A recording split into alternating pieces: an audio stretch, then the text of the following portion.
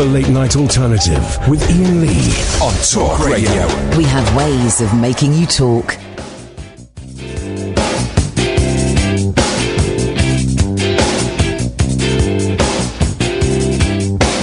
Never seen her glowing, all that bright she's throwing, like some aurora from her head is growing, reaching to the ground and all lay around like an Navajo blanket. Never heard her singing, now she's gently ringing, like copper wind chimes, what all others bringing up the stream. The guy who got the cream is licking her lips and smiling like her treasure man. She claims she's found a way to make her own light. All you do is smile, you banish them. She says she's burning with optimism flame. Away, away. She says she's burning up all her gifts and shame. Away, away. She says she's burning with optimism flames. Away, away. She says she's burning.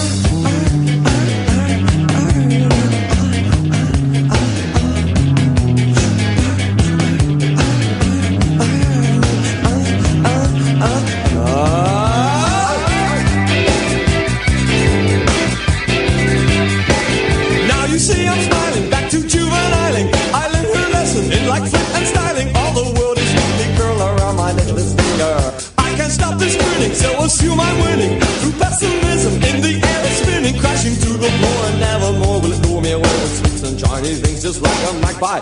She claims she's found a way to make her own light. All you do is smile, you banish them. She says she's burning with optimism's flame. Away, away. She says she's burning up all her gifts and shame. Says she's burning with optimism flames. Away, away. She says she's burning.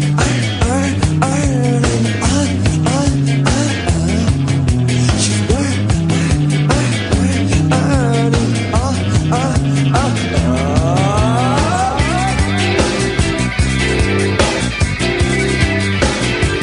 Now every bird and bee just feel the fire for me. Whoa, whoa, whoa, whoa, whoa, whoa. Yes, yes, yes, yes, yes, yes. Now every closing door just fan the flames some more. Whoa, whoa, whoa, whoa, whoa, whoa. Yes, yes, yes, yes, yes, yeah, yeah, yeah.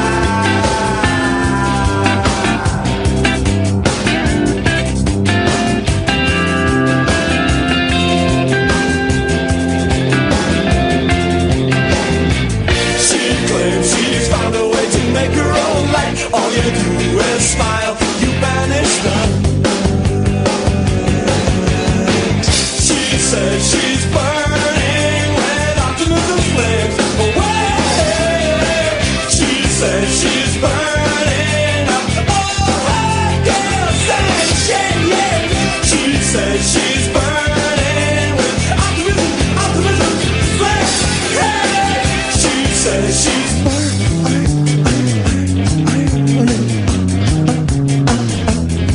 Listen to that bass. Listen to the bass guitar on that.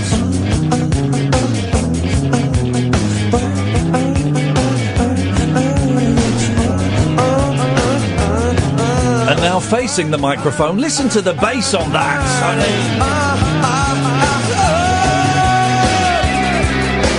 Listen to the noise.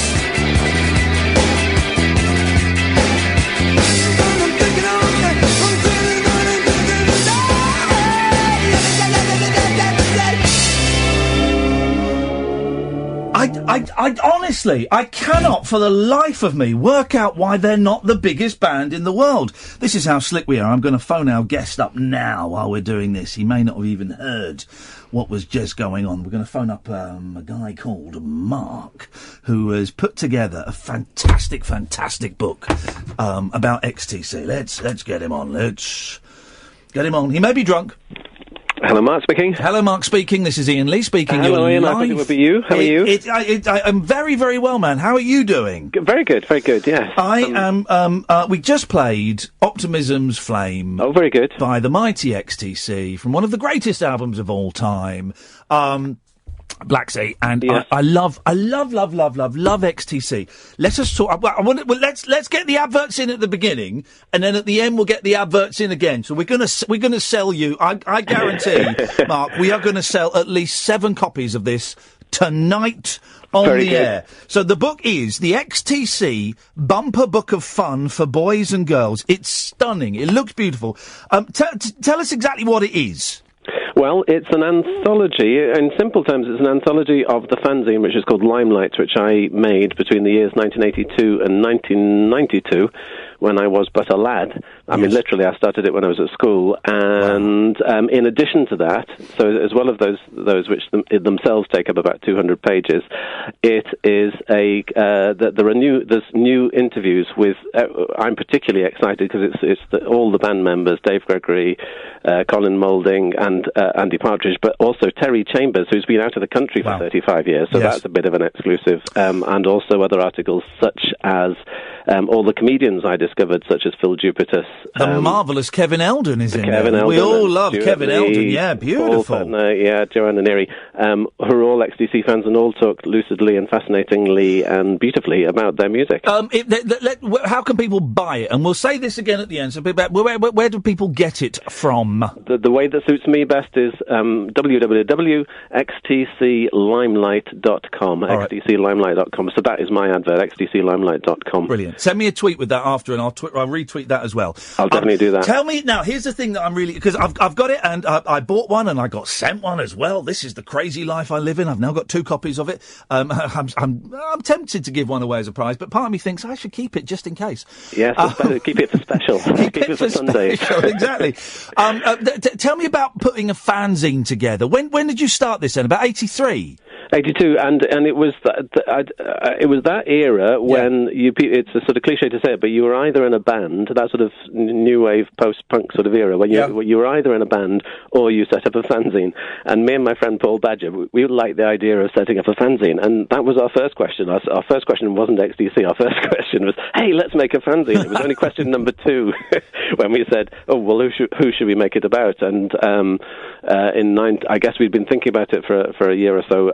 1979 was when I got Drums and Wires, and I'd been reading about this amazing band, and I hadn't really heard very much of them. Heard Making Plans for Nigel and one or two others, and then bought the back catalogue, having got that one for Christmas, and then we just then very naively we tried to get in touch with the band, but I can tell you how naive we were. Go on. Because we had no idea about how, we were 16 or something. We had no idea about how you go about it. So we went to we came from the Wirral, and we went to Liverpool City Library, Central Library, and went to the phone books and went through and tried to find every A. Partridge, C. Moulding teacher that we could find in the book, and wrote to them, hoping that one of them might be the right ones. And of course, none of them were the right ones. No. But one of them, I think it was the D. Gregory, happened to know the real Andy Partridge's mum, and the letter was passed over in the handwriting. That is a brilliant story. They are a band that wrote a song called Small Town, and you can see why.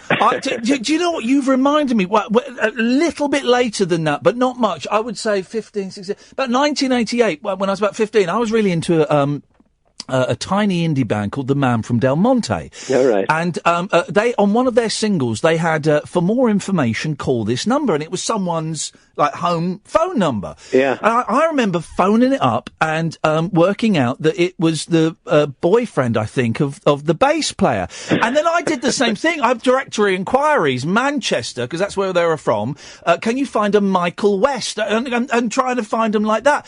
Oh, that's incredible. Who were the other bands on the list that potentially mean we wouldn't have been having this conversation if you'd chosen them? Oh, that's a really interesting question, and I think we just struck lucky. I mean, it was that era where my musical taste was forming. My dad had got a couple of Beatles LPs, so I was quite into the Beatles, and it was very kind of polarized at school. So you were either into heavy metal or prog rock, or you were into the sort of I don't know, punky new wave stuff, and I didn't even know where to hear the music that I knew was out there somewhere, and I just was very, very fortunate to strike on XTC right at the first time, and I'll tell you it's lucky for two reasons. One is, the music was fantastic, but also just in journalistic terms, in terms of making a fanzine, XTC were always doing something interesting, and of course Andy Partridge in particular, but the others as well, always talked so articulately and interestingly, and so you could have the Dukes of Stratosphere, their alter egos. You could have the collaborations they were doing with other musicians, Dave Gregory playing on Peter Gabriel 3, all sorts of other influences coming in. So although this was an expression of what the fans were thinking and so on, which is what the whole fanzine thing was about, there was always good, fresh, new material to get your teeth into. So it was very, very fortunate that was the band that we chose. How did you practically go about doing it? Because again, we've got to say it to these entitled millennials, 1982, 83, of course, no internet, nothing like that. So how did you get the information, and how did you physically, produce a product? It was a very good question, because now, of course, you can just set up a Facebook page and a Twitter account, all the rest of it, and so instantly you can get people talking to each other. Then everything was, even the business of selling a thing, you had to send off a letter with an international reply coupon trying to get some information, and then you'd send it out, and then it'd come back with a postal order. And, it took a long, long time just to physically sell a copy, and lots of letter writing in between. We found there was a number of fanzines in Liverpool. We found one of them. We wrote to the editor and said, can you help us? We've got this idea. And he said, well, if you go to these typesetters, and if you go to these, which was just like a secretarial office, and we just sort of went through the articles we'd written and said, we had a sheet of different typefaces, and the design in those days was just hardly any pictures or illustrations. It was all like, we'll do that one in Garamond, and we'll do that one in Helvetica, and we'll do that one in Times Roman, which is part of the joy of looking back at these things, because they do, even if you don't like XTC, I think the XTC Bumper Book of Fun is just a beautiful thing to look at, because it's so kind of its time.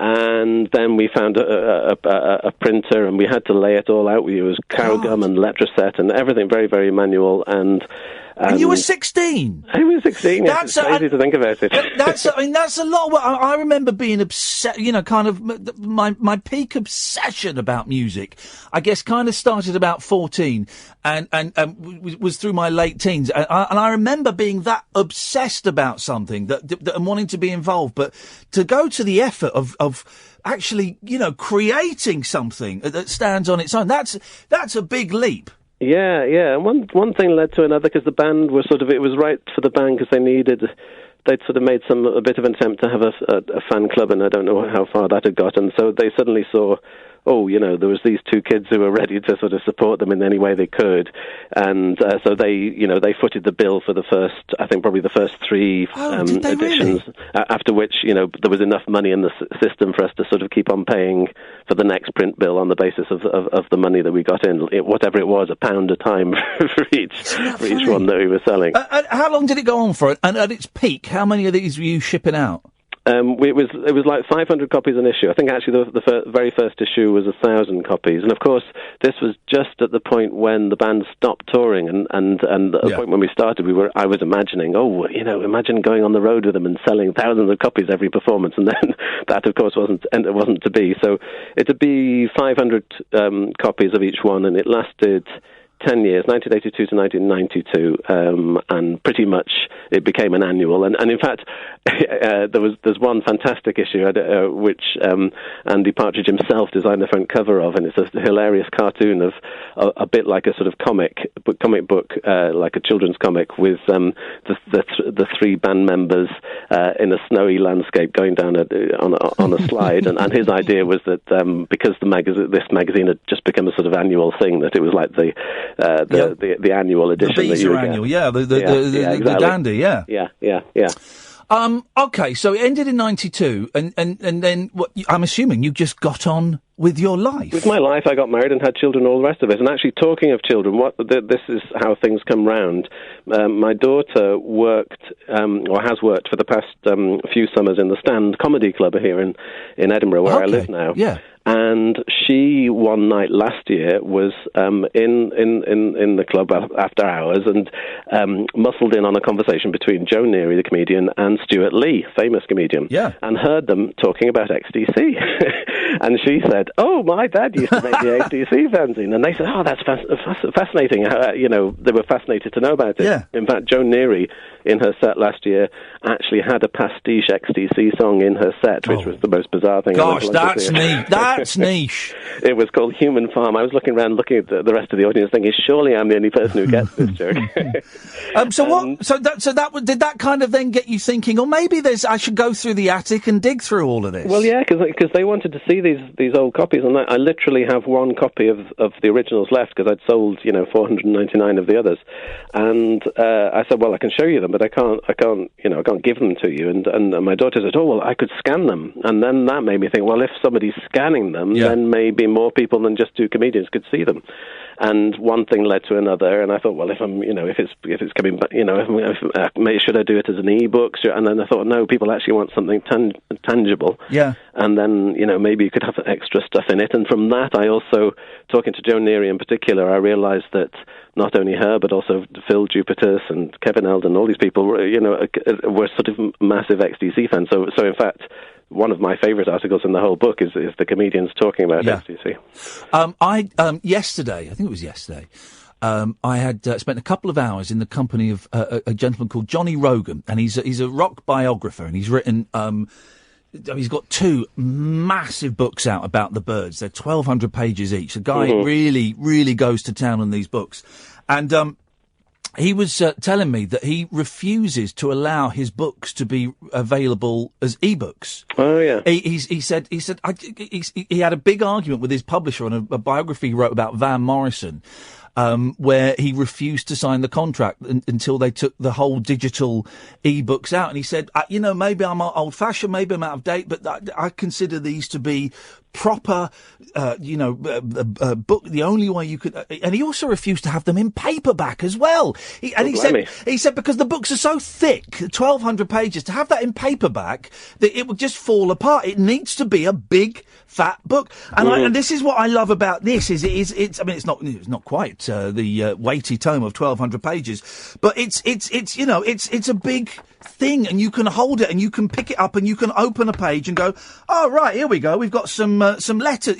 It's just a delicious thing to dive in and out of. Thank you for saying that. And what I really like is, because I've obviously been concentrating on all the new material, all the interviews, and I tracked down a doctor out of Doctor and the Medics to talk about his experience being produced by Andy Partridge, and we've got Belinda Blanchard, who was in the video for Dear God. There's all sorts of other articles in there. Oh, is that the little kid? No, she was a mother in the video. Oh, right, okay, right. Yeah, and I've not got that far. So I've obviously, because all the new stuff, that's what I've been concentrating and focusing on, and that was the sort of stuff that had to be newly designed and so on. And I haven't really been thinking about the old stuff, but of course it comes back from the printers, and the old stuff is all there, and it's in the way the substance of it, and the new stuff is the icing on the cake, and it's that richness of someone was just saying to me today, in fact, quite an unusual combination of the black and white old stuff and the colourful new stuff, and it does give you a good opportunity to dip in and out. Oh, I love it. I love those. I'm just opening the page now, and there's quite a badly photocopied picture of Colin Moulding, but I love that. I love that thing. I'm a huge Monkees obsessive, so I'm constantly trying to track down. There's this fanzine that ran in the States from about 1976 to about 2000 called Monkey Business Fanzine, and I'm trying to track down as many copies of that, and it's great because my plan is to have all of them. And that's going to take the rest of my life. But what a delicious thing to be chasing on eBay or in record fairs and stuff like that. Yeah. When you decided to knock it on the head, was that a tough decision? I don't remember it being. I think I was starting to get weighed down by just the administration of it, all these letters coming in, and you couldn't even get around to doing a fanzine because there was all this kind of stuff that had to go on. So it didn't seem to be too traumatic for me at the time, but I might be whitewashing history. It is a long time ago. So In a way, it felt like it's run its course. And then, naturally, a few years later, the internet started taking over. There was a fantastic, even before Facebook, there was a great mailing list called Chore Kills. You can now, there's a group, the same guy, John Ralph, still does the Chore Kills Facebook group. But it just seemed the immediacy of the internet. It just worked. Oh, it's killed fanzines, and it's such a shame because I miss having to get a postal order. Dear God, a postal order and sending it off. And, every 4 times a year, some of them were 6 times a year, just getting that brown envelope through the post and thinking, I've got, and it was whether, for me again, it was the Monkees and there was a Bruce Lee thing and a Beach Boys stomp.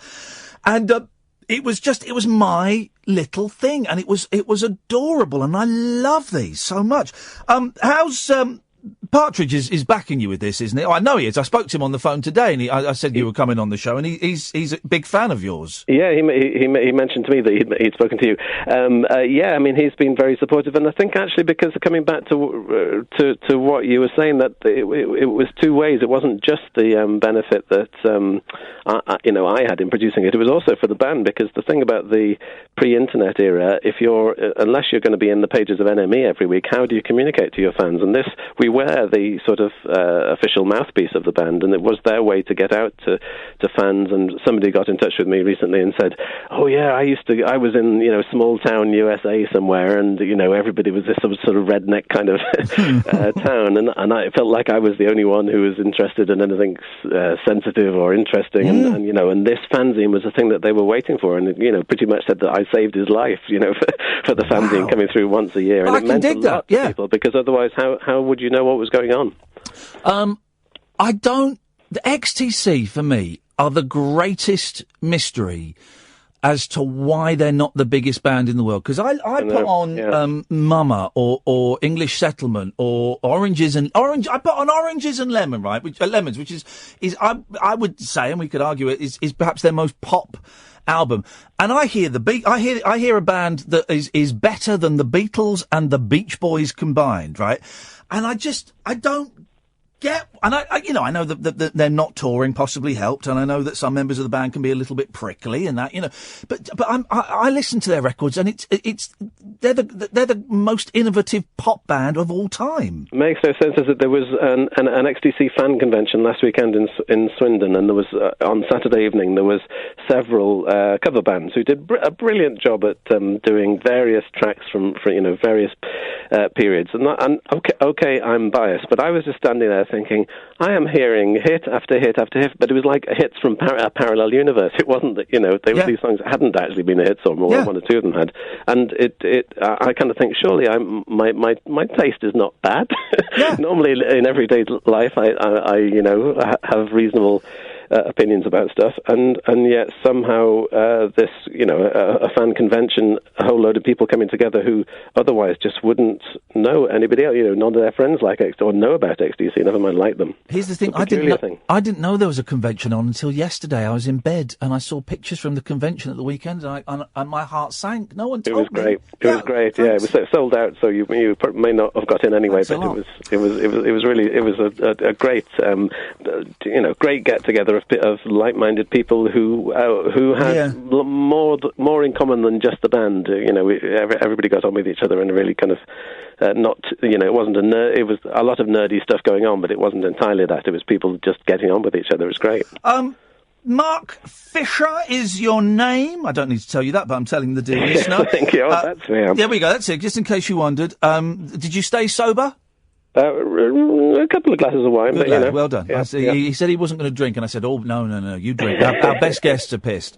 The book is the XTC Bumper Book of Fun for Boys and Girls. Give us where people can get it again. Then send me a tweet in a bit, and I'll retweet it. I'll do that. It's xtclimelight.com. It's also available on Amazon and eBay if you prefer, and also Burning Shed, very good website called Burning Shed. Brilliant. But xtclimelight.com is your one. That's more money goes in your pocket if they get it from there. That's right. Yeah. Perfect. Mark, is there going to be a volume 2? Well, my inner fanboy has been reawoken. Good. So ideas are emerging. I don't know exactly what shape it will take, but I wouldn't be at all surprised. Hey, nice one, man. Thanks so much. And I know that you were supposed to come in a couple of weeks, but I've booked a week off, and I'm sorry for messing you around, but I appreciate you coming on, and I wish you the best of luck with it. Really good to talk to you. Thank you very much for that, Ian. Nice one, Mark. Thank you very much indeed. What a nice man. What a nice man. Catherine's here, by the way. I am, yeah. What a nice man. And I love that thing I love fanzines. Normally they're these little, what's that, A5? These little A5 photocopied booklets. I was a member of the Bruce Lee fan club, the Beach Boys Stomp, and I recently bought a load of those. I just love. I used to get all these weird monkeys fanzines from America that no one else remembers. I'm the only one that remembers these. Some cracking writers started out on fanzines, didn't they? Didn't Danny Baker used to do one? Danny Baker did. I think it was called Sniffing Glue about punk, and the first few issues of those sell for hundreds. Yeah. But I love it. I love this book. And I love XTC. And I'm so thrilled, right? Because XTC are one of my favourite bands. They kind of bump around in the top 3, top 4. They're generally in the top 3. Sometimes they'll get bumped down to not in the top 4. But they're around there. And I had an email from Andy Partridge today saying, "You around? You fancy a chat?" Oh, yes, sir. And I was in Costa. I was at Nero because we were making jokes about Rome burning. And I was chatting to Andy on the phone for an hour about life, the universe, and everything. About the fact that the Monkees album isn't going to happen, and about he's disappointed that he's written all these songs for these other bands, but he's going to release them as a box. Oh, it was. Absolutely thrilled. Mark, thank you, mate. Well, if you follow me on Twitter, dear listener, at Iain Lee, as soon as Mark tweets me, I'll retweet it so you can find out where to get it. And it really is a delightful book.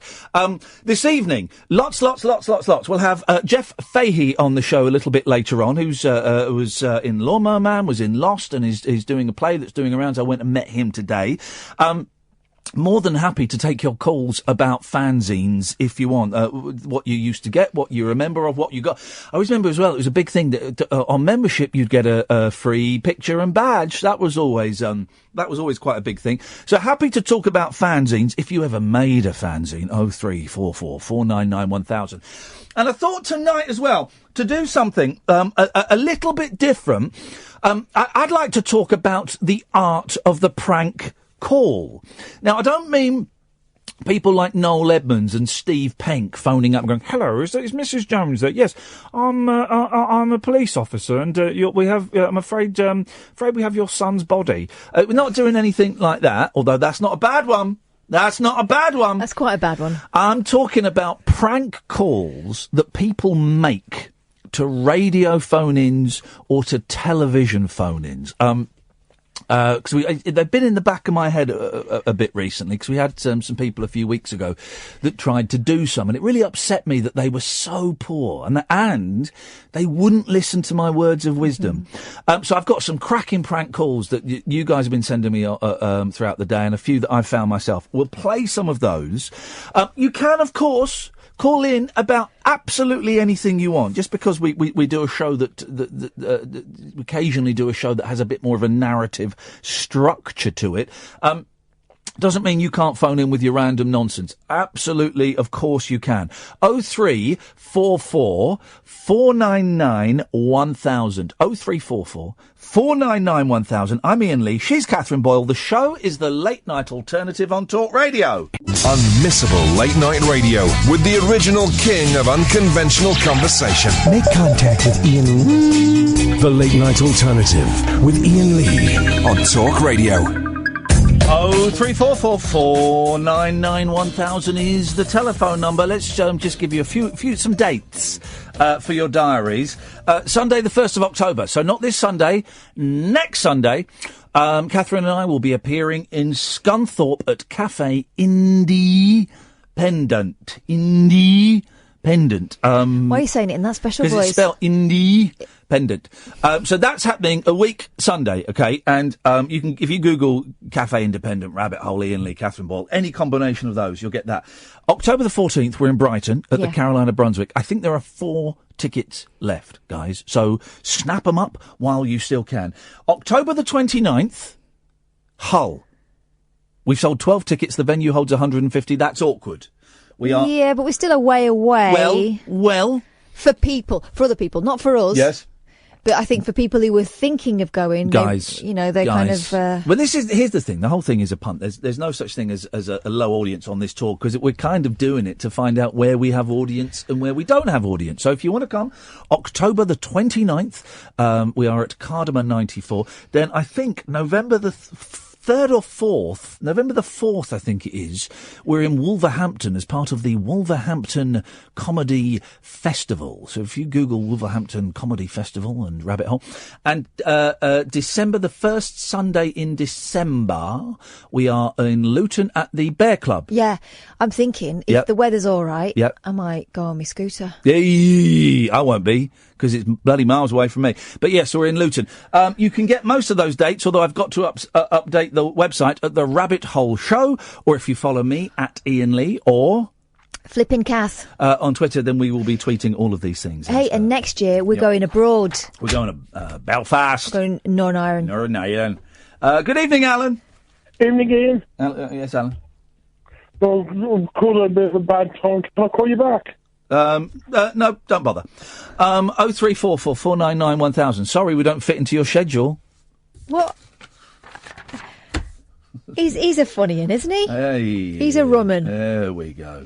There we go. God, John Henderson, just stop tweeting me, because you're going to get muted. God, flipping heck. What is this bloke's problem? Maybe he's I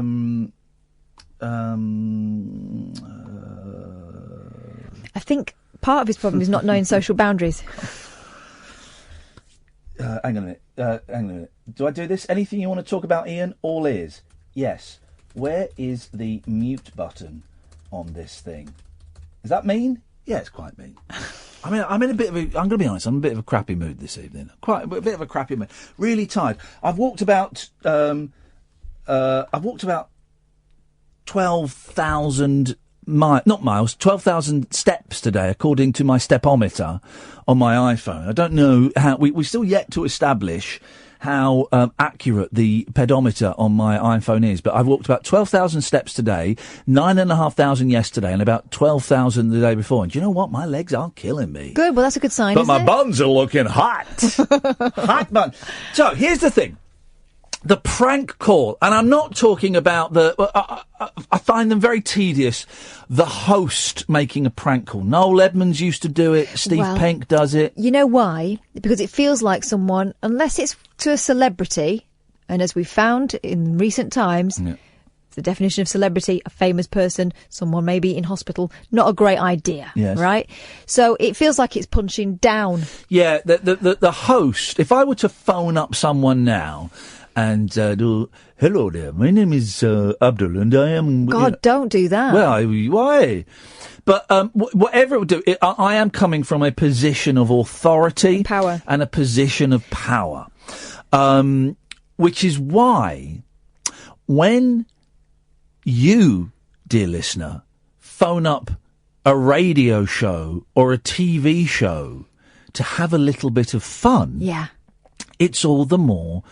delicious, because it is a David versus Goliath thing, and the caller is David, because the thing is, right, I'm in control here, not as much as I'd like to be, not as much as I have been in other jobs, but I mean, I haven't got faders here anymore, because Paul Ross built tea in it, which is fine. So, but I am in a position of power, in as much as we've got to operate on a 7-second delay, so if you say something that I don't like, I can dump it and I can cut you off. Yeah. So I've got the ultimate power in that I can get rid of, if you've done a joke at my expense, I can get rid of it and hardly anyone will know what you've said. Okay. If there's someone else waiting on the line, they will know. If it's on Periscope, they will know.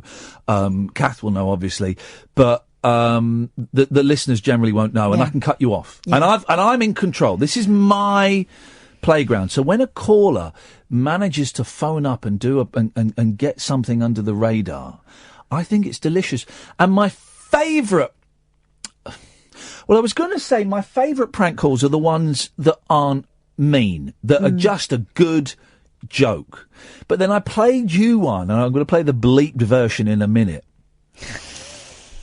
that is quite mean. But it's very fun. I tell Which you one? what, The one about the anchovy? Yeah. That's not mean. It's just naughty. I tell you what part of what makes it so funny is when the host responds badly. Yeah, when they're furious. When the host gets angry, that's it, it's game over. Or they've lost authority. When they, and you can feel, right, you can tell that they're sweating and they've had their pants pulled down. Yeah. But they kind of Alan Partridge style try and make out that they knew all along, that whole thing, you know, if they had the sort of Richard Madeley type response to it. Let me give you 2 examples, right, of me doing a prank call where the host, different hosts, and they respond in completely different ways. For me, one is funnier than the other, right? So I used to do this thing years and years ago when I was on LBC, and I split up with a girlfriend I was been going out with for 8 or 9 years. And for the first time ever in my life, I was living on my own and I didn't want to start drinking and drugging again. So I had to find something to do. And so what I did was I would phone up these late night game channels that they used to have until they got taken off, where it would be, there's like a board with 10 options and you had to name, here's one on the screen here, redheads. Name famous redheads. Right. Or the first one you can play is one-word band names. Now, but also this channel, this kind of game, is crap, isn't it? Really? Yeah. But you could win a few quid. You could win 500 quid here. But also, if the question is name the top, you've got 8 blanks, one-word band names. Well, there's almost infinite. Yeah. Queen, Oasis, Blondie. No, it's just those 3. That's all those. Yeah. That's just those 3. But what I used to do, and some of you will have seen these before, okay, and some of you will know these before, is I used to phone up, and whatever the question was, I would say, is it Ghostbusters 2? Okay, so that was the gag. And it's not that funny. And it was really just a gag for you, wasn't it? Yeah, it was a gag for me, and I would tape them, and I didn't really do anything with them. I uploaded them on YouTube eventually. I've lost loads. I did loads. I lost loads, and I stopped when I got a phone bill for about nearly 700 quid. I thought, well, that's it. Because it's not funny anymore. It's £1.50 a call, then £1.50 a minute, and also you can phone up 20 times and not get through. Even if you've got an answer that works, it's a random generator as to whether your call gets selected. And that really is the point of those channels. That was a con.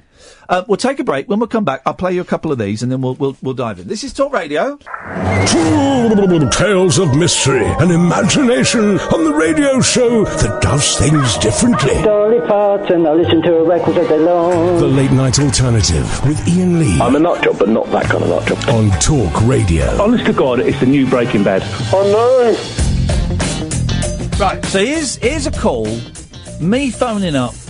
I'm playing an idiot.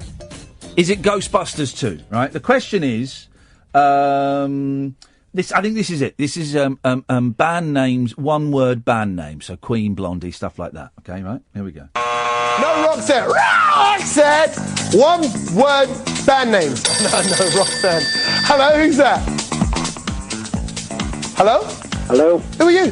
David. David. Where are you going to go with, man? McFly. McFly. Is it there? No, not there. Is there another boy band, maybe?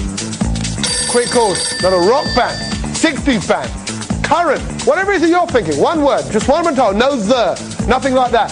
Hi, who's there? Hello, it's Anne. Anne. So these are the real... Anne, you've come back before Pam. These are real punters that are spending a fortune. Thanks for laughing, Anne. What's your answer? And being treated like divs. Oh, yeah. Chicago, Chicago. Is it there? Why am I talking like that? Hey, if you want to get involved, 0901 326 0326. I feel all surreal. I don't know why I'm doing that. It's something. Oh, hello, who's that? Is that me? Here we go. It's Tony. Am I on the telly? Yeah. You're not on the telly physically. It's my face, your voice. Go on. You do the sounds. I'll do the mouth. Wow. Is that a good sound? That's a great sound. Now give me the sound that sounds like £100. Okay. That's your celebration noise. I mean an answer first. Oh, sorry. Right. Is it Ghostbusters 2? Are you serious? Dude, you know what? Because I like you. Yeah. Can we just hold it? Everybody else, we're still accepting calls and we can't line you up. Look at your screen. What channel are you watching, bruv? I'm watching the fellow who looks like my newsagent in a stripy shirt. Yeah, right. We're saying one-word band name. Oh, no! So, you know, okay, I could accept your answer, Ghostbusters 2, right. Or I could give you another shot at one-word band. Give me another shot. You got 5 seconds. Is it the Ghostbusters 2? Is it there?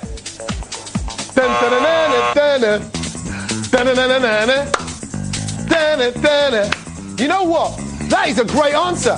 I love that band. I'm a big fan of Ghostbusters 2. It's phenomenal. Hey, they're a great band. You know what they should do? They should release another album. There we go. And he takes that well. Yeah. He takes that well. He just went with it. He loves it. Now listen to this young lady who doesn't take it quite so well. I can't think of any other routes. What is this? TV shows beginning with M. And it's a girl in a Queen t-shirt. TV shows beginning with M. Well done. Route planner. So they got Midnight Caller, My Family, Montel, McLeod.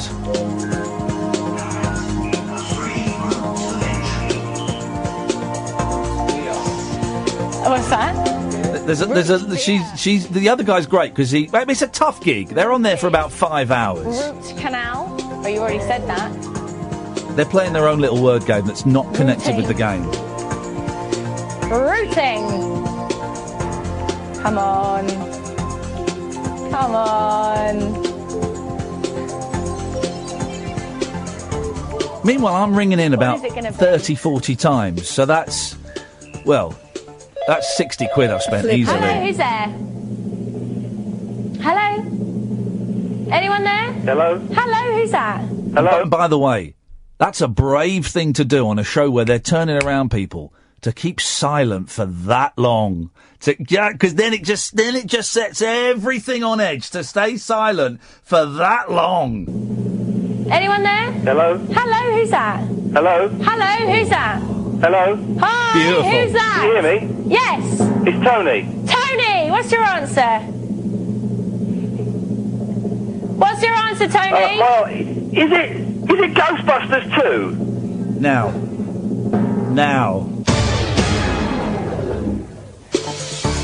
Shall I laugh now, or shall I just laugh myself to sleep later? Oh. Isn't it? Shall I give you that call back? Because that was just a bit of a waste of time, really, wasn't it, Tony? You're not funny. You're not clever. 10 years later, I'm still laughing! Yeah. So thank you for your 75p donation to Pop the Q. There we go. Do you know what, though? The worst part of me would probably respond like that. Because if you're nervous and all that kind of stuff going on, well, it's a tough gig these people had. It's a tough old gig, and I certainly couldn't do it. There was another one I did, and I lost it. So I can't blame it. But the woman was furious. Furious with me. Having a go at me down the TV, right? Don't you ever phone this channel ever. We've got people. She's tried to be all pious about it. We've got people that this is their community, that we are their friends. I'm thinking, the friends at £1.50 a pop. You're ripping them off. Don't you dare phone us ever again. Right, well, so that was the next hour, was me then trying to get through. Got through, did it again. Destroyed it. 0344 499 1000. We're celebrating the magic of the prank call. And it's the prank call from the listener to the radio show or the TV show, not the other way round. You can, of course, call in about absolutely anything you want. 0344 499 1000. Good evening, Iain. Good evening, Iain. How you doing, fella? I'm doing good. Beautiful. Can I just say, we've got, this is how stupid Talk Sport listeners are. They're texting me about the show that's on Talk Sport right now. Oh, text them back. What can we tell them?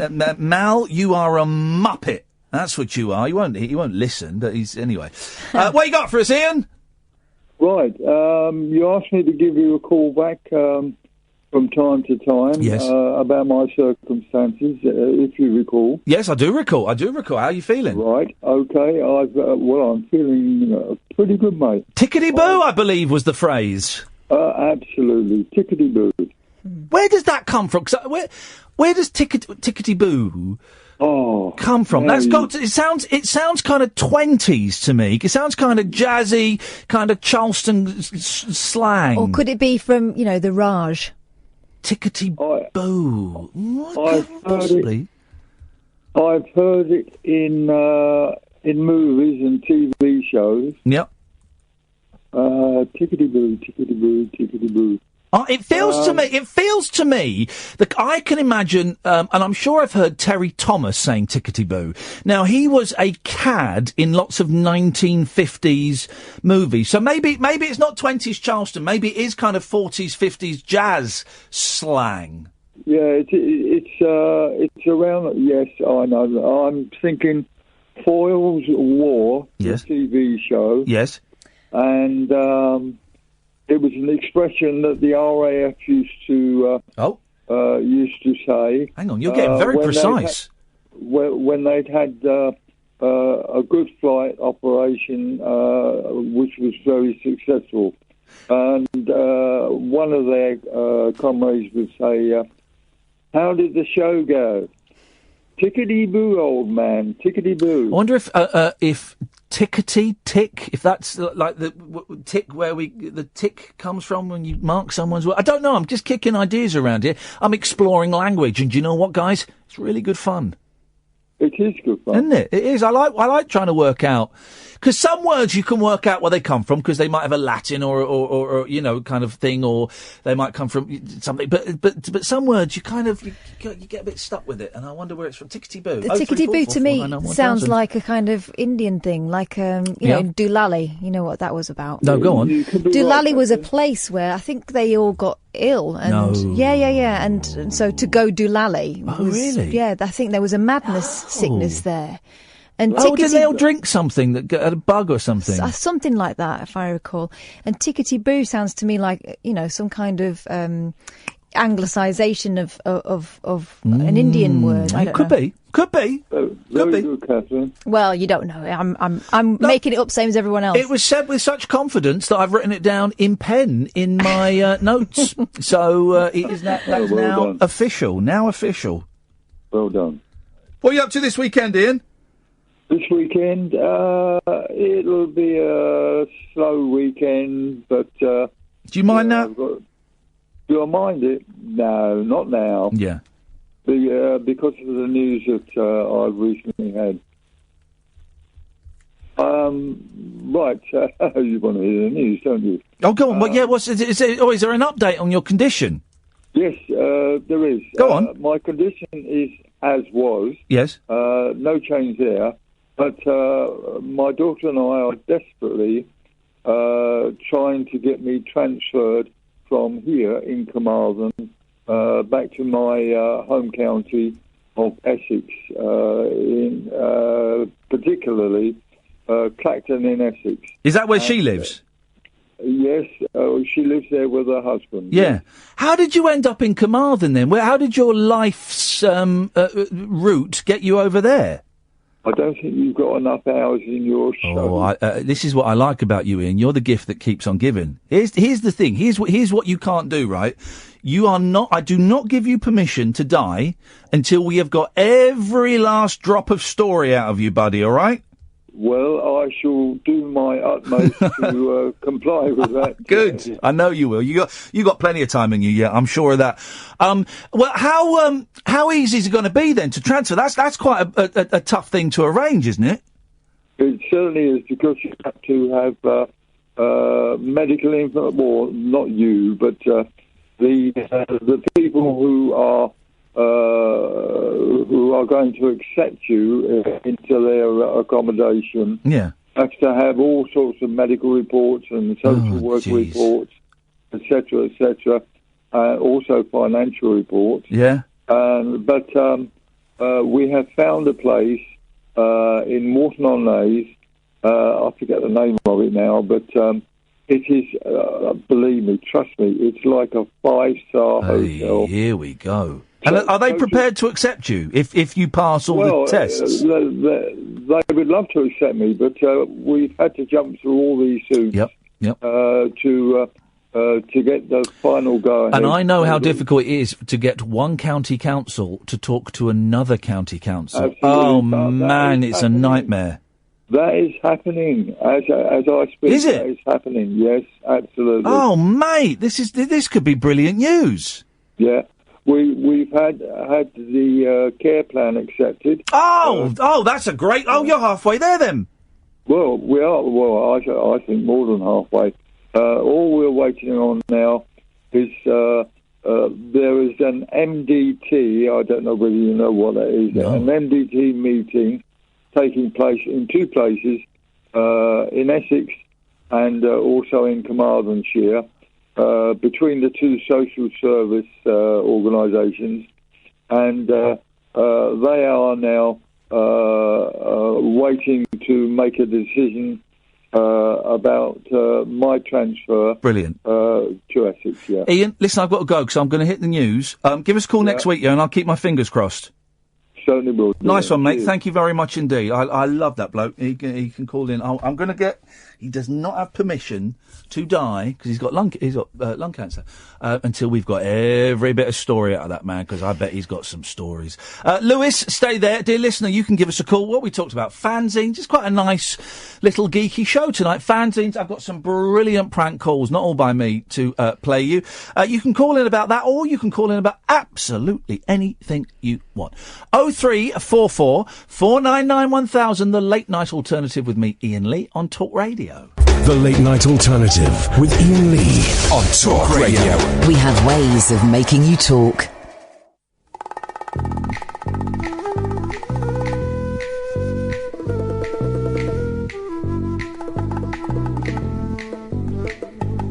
The man who sailed around his soul from east to west, from pole to pole, with eager as his drunken captain greed, the mutineer had trapped all reason in the hold.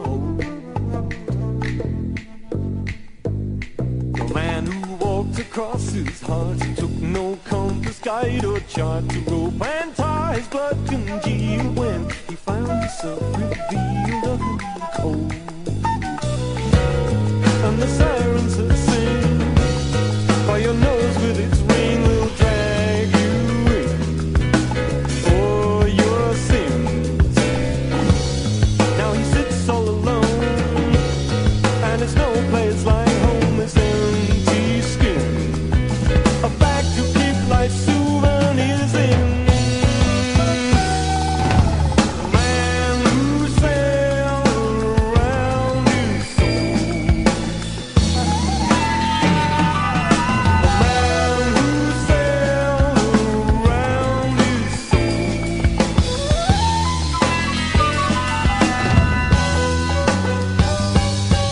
The man who sailed around his soul came back again to find the hole where once he thought compassion and the truth had laid to warm his freezing carcass on return.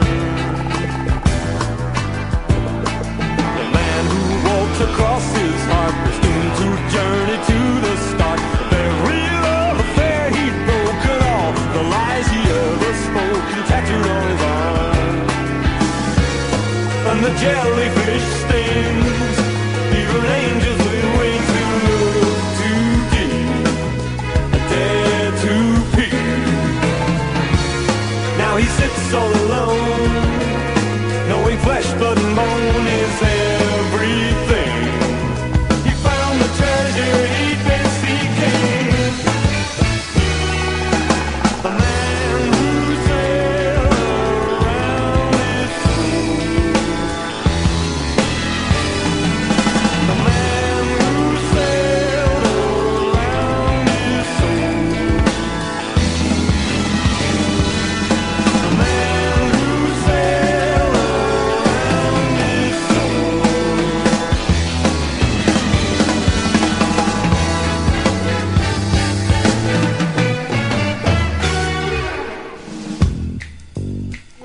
I love this so much. This is XTC. Listen to this. The man who sailed around his soul. The man who sailed around his soul. The man who sailed around his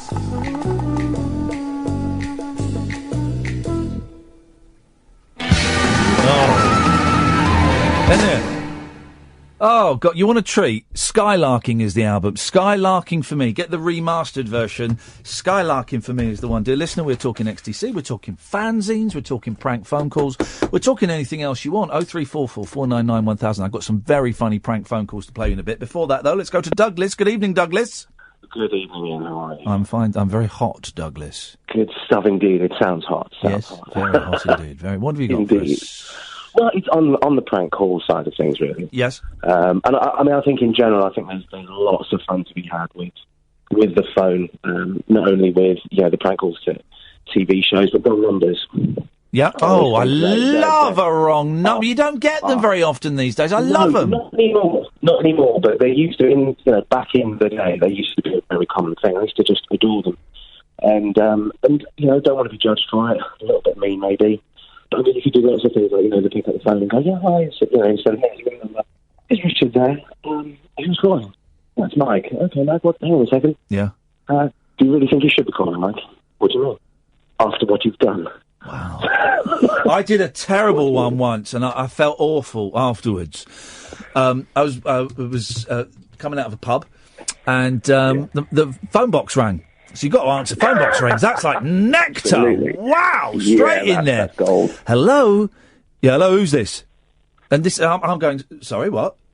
Yeah, who is this? I said, well, hang on, you've just called me. Who is this? He said, well, this number keeps phoning my wife. And I want to know what's going on. Straight away. Well, he's given away too much info. I said, well, yeah, maybe you should ask her. Well, who is this? Oh, man. So, yeah. My name is Steve, and I think you need to have a long chat with your wife. Oh, it was mean. It was horrible. Well, I can go meaner. Go, Yeah, let's I come can on go then. meaner. Come on then. Okay, so go on, pretend to ring. Pretend to ring. Ring. Ring me, ask for someone. Ring. Hello, is Tony there? Tony, are you joking? He's dead. You never did that. He's dead. I'm so sorry. You never did that. Yeah, I have, yeah. Did you? Oh, Douglas. Douglas is going to hell. This guy's going to hell. Douglas devilish. I know, it's wicked. Oh, it's a wicked thing. mate. I'm not proud. Yes, you are. A bit of you is, you can tell. Do you know what, though? I've got one I am proud of. Yeah. And this is a word. Years and years and years ago, I did telesales. Not proud of it, but I had to do it. And it's a thankless, loveless task full of hate and misery, right? Yeah. But you sit in the system and it calls out people constantly, right? Oh, you were doing the telesales? Yeah, I was doing the telesales. I know. You're definitely going to hell. I know. I was working hard trying to grasp. Anyway, this one guy, he was just the most horrific human being I've ever spoken to in the world. Said things about my mother I could never repeat, and all kinds of stuff. And I was so shocked and so annoyed about it. And it kind of kept the phone number on the system. And basically, because you're calling people from like midday, sort of up until like 9 p.m., it's thankless. But between midday and sort of 3, 4 o'clock, you get a lot of answer phones. And I was so shocked. The next call had just rung on. Yeah. So, and it just went to an answer phone. And I'll never forget it. And it was like, hi, we're the Hoggets. We can't take your call right now, blah, blah, blah, blah. And this guy's number was still on the screen. And I was like, hi, the Hoggets. Oh, no. Give me a call, 01273, which I can remember still to this day. This is about 10 years ago. Yeah. And then I left his number. And I basically left this dude's number on every single answer phone for 3 days. Right? I swear to God, for 3 days, and with the most insane messages. You better call me. I know what you've been doing, son. I'm not happy. Call me now. There's going to be trouble. And on the Friday, I used to live in London. I was walking down Wellington Way, and I rang him back on the Friday from my mobile. And this instead of this hideous creature, it was like this, hello? It was a broken man. You destroyed him. It was brilliant. And I said, do you want to do what to my wife exactly, mate? And he went, where are you calling from? Where are you? I promise you, Well, let me put my responsible hat on. We don't condone this behaviour at all. That's very, very naughty. Nor do I. It's very naughty. What that is, you are you're like who's that fella? Lex Luthor. You're as evil as Lex Luthor, but your aims are a lot more realistic and achievable. Thank you. I appreciate that. Douglas, thank you for that, mate. That's brilliant, but you're a terrible man. Put a note on his name. Do not cross Douglas. See him in hell. Wow. That is outrageous. Shall I play another one of these pranks? This This is great. Some of these are American. This is a great one. I've bleeped this. I hope I bleeped this. Otherwise, I have to hit the dump button. This is great. Nightline with Bruce Mansfield and Philip Brady on 1278 3AW. Down to Newport. Toby's at Newport. Hello, Toby. Hi, Bruce. Hi, Phil. Yes, Toby. How are you? Good. Oh, good, thanks. How are you? It's very late. Mum lets me stay up and listen to you guys some nights. Good. I love listening. It's the best. Me and my brother love to listen. Good boy. I have a joke. Yes. What's the funniest smelling thing in the whole wide world? The funniest smelling thing in the whole wide world? Yeah. Perhaps your nose. Oh, nah.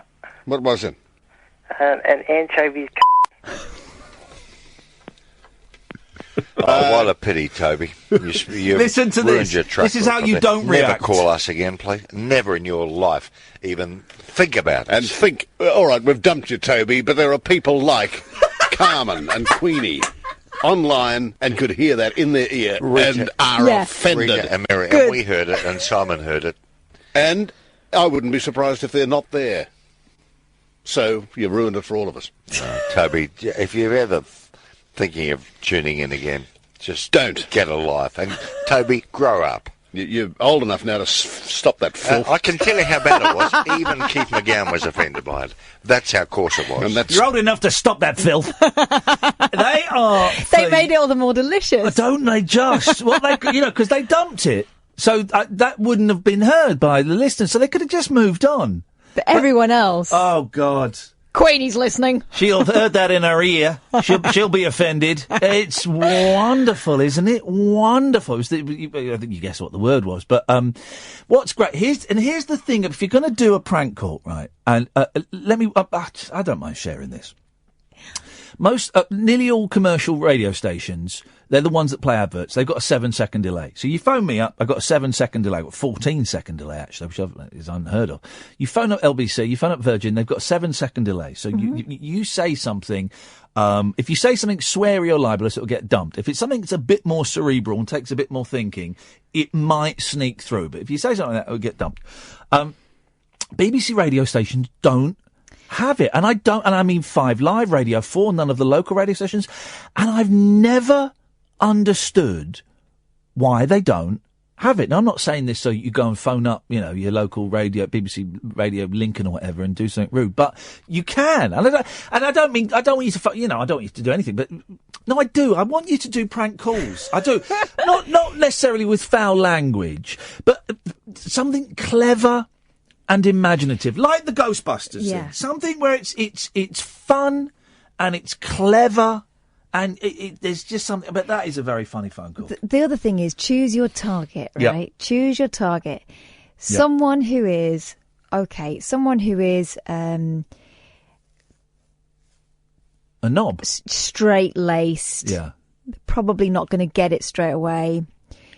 There are lots and lots of lazy presenters out there who don't listen to their callers. This is it. I used to phone up. I did a few on Mike Dickin. Not because he was lazy. He's a brilliant broadcaster. But I was, as a listener, I could tell there were moments when he wasn't engaged with the call because you could hear him rustling papers and just going, and I thought, right. So if I can phone him up and get him on side and start being quite boring, he won't be listening, and I can say anything. So there's a delicious moment where he goes, "Sorry, what did you say?" And because he's not there, he wasn't there. That's the way to do it. This is it, and you can tell these targets they give themselves away. This is one key signal, okay? If you're choosing your target, they listen to everybody. They let everyone rattle on, and at the end they'll go, "Yeah, great call." Yeah, even if it was the most cruddy, boring, Ian Collins on all the thing, pointless call there was. Yeah, great call, thanks very much. They don't challenge them because they're not listening, right? That's your guy. That's the fella. And it usually is a fella. And it usually is. Here's the thing. And it's not always.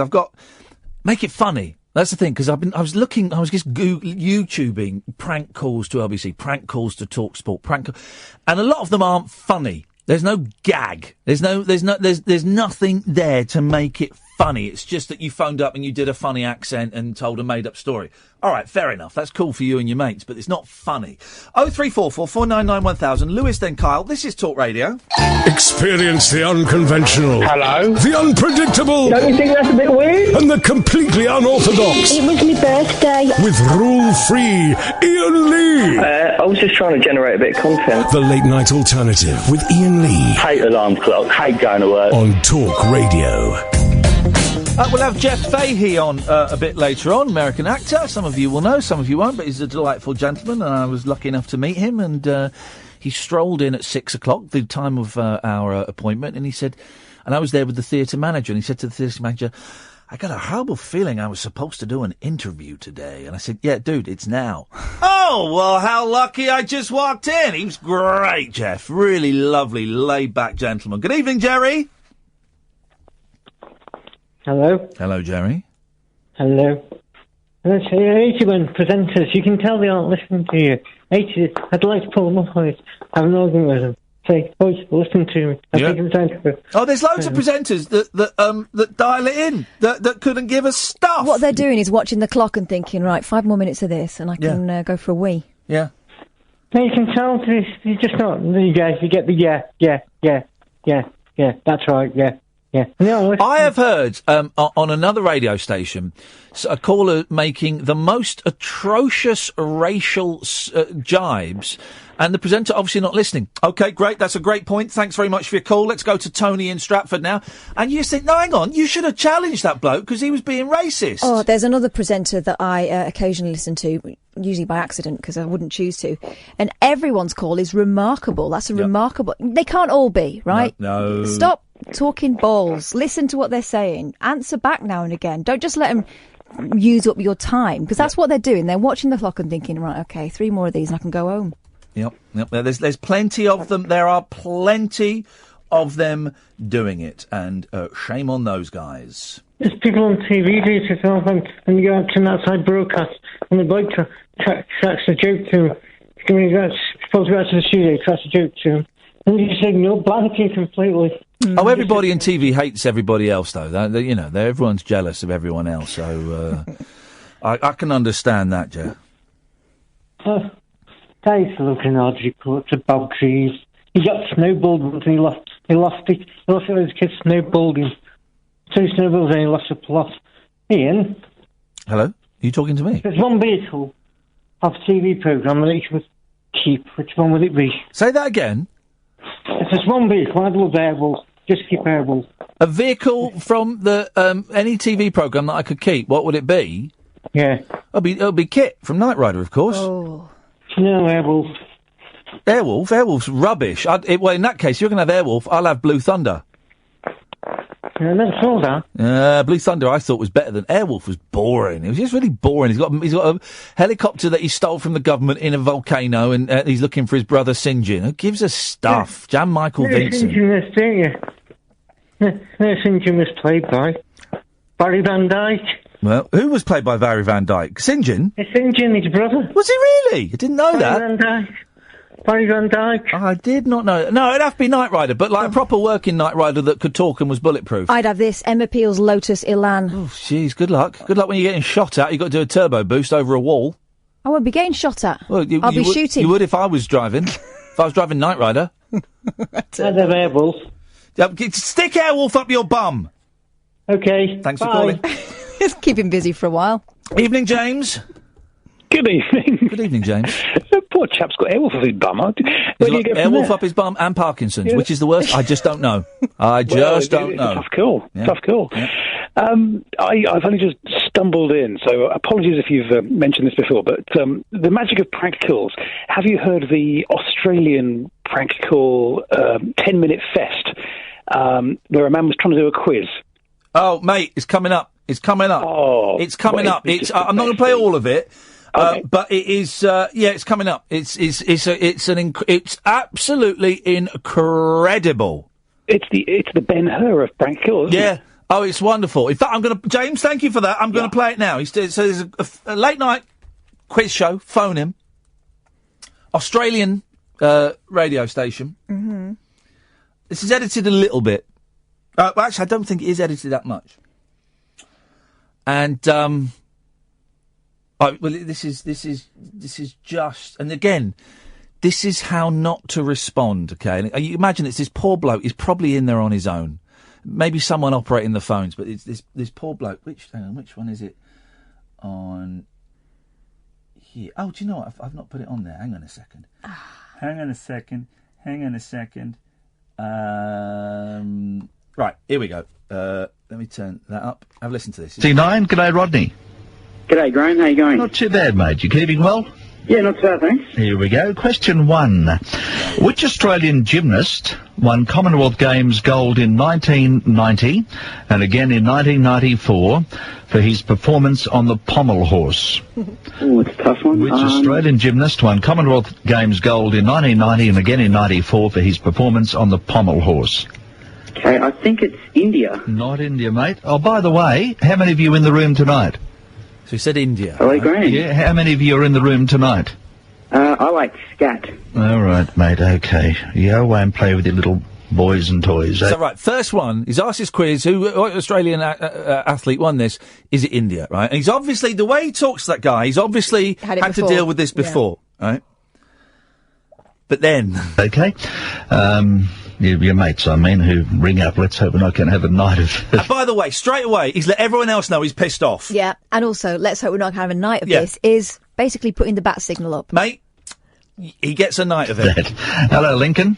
G'day, mate. How are you? Not too bad. You'll have a sensible answer, won't you?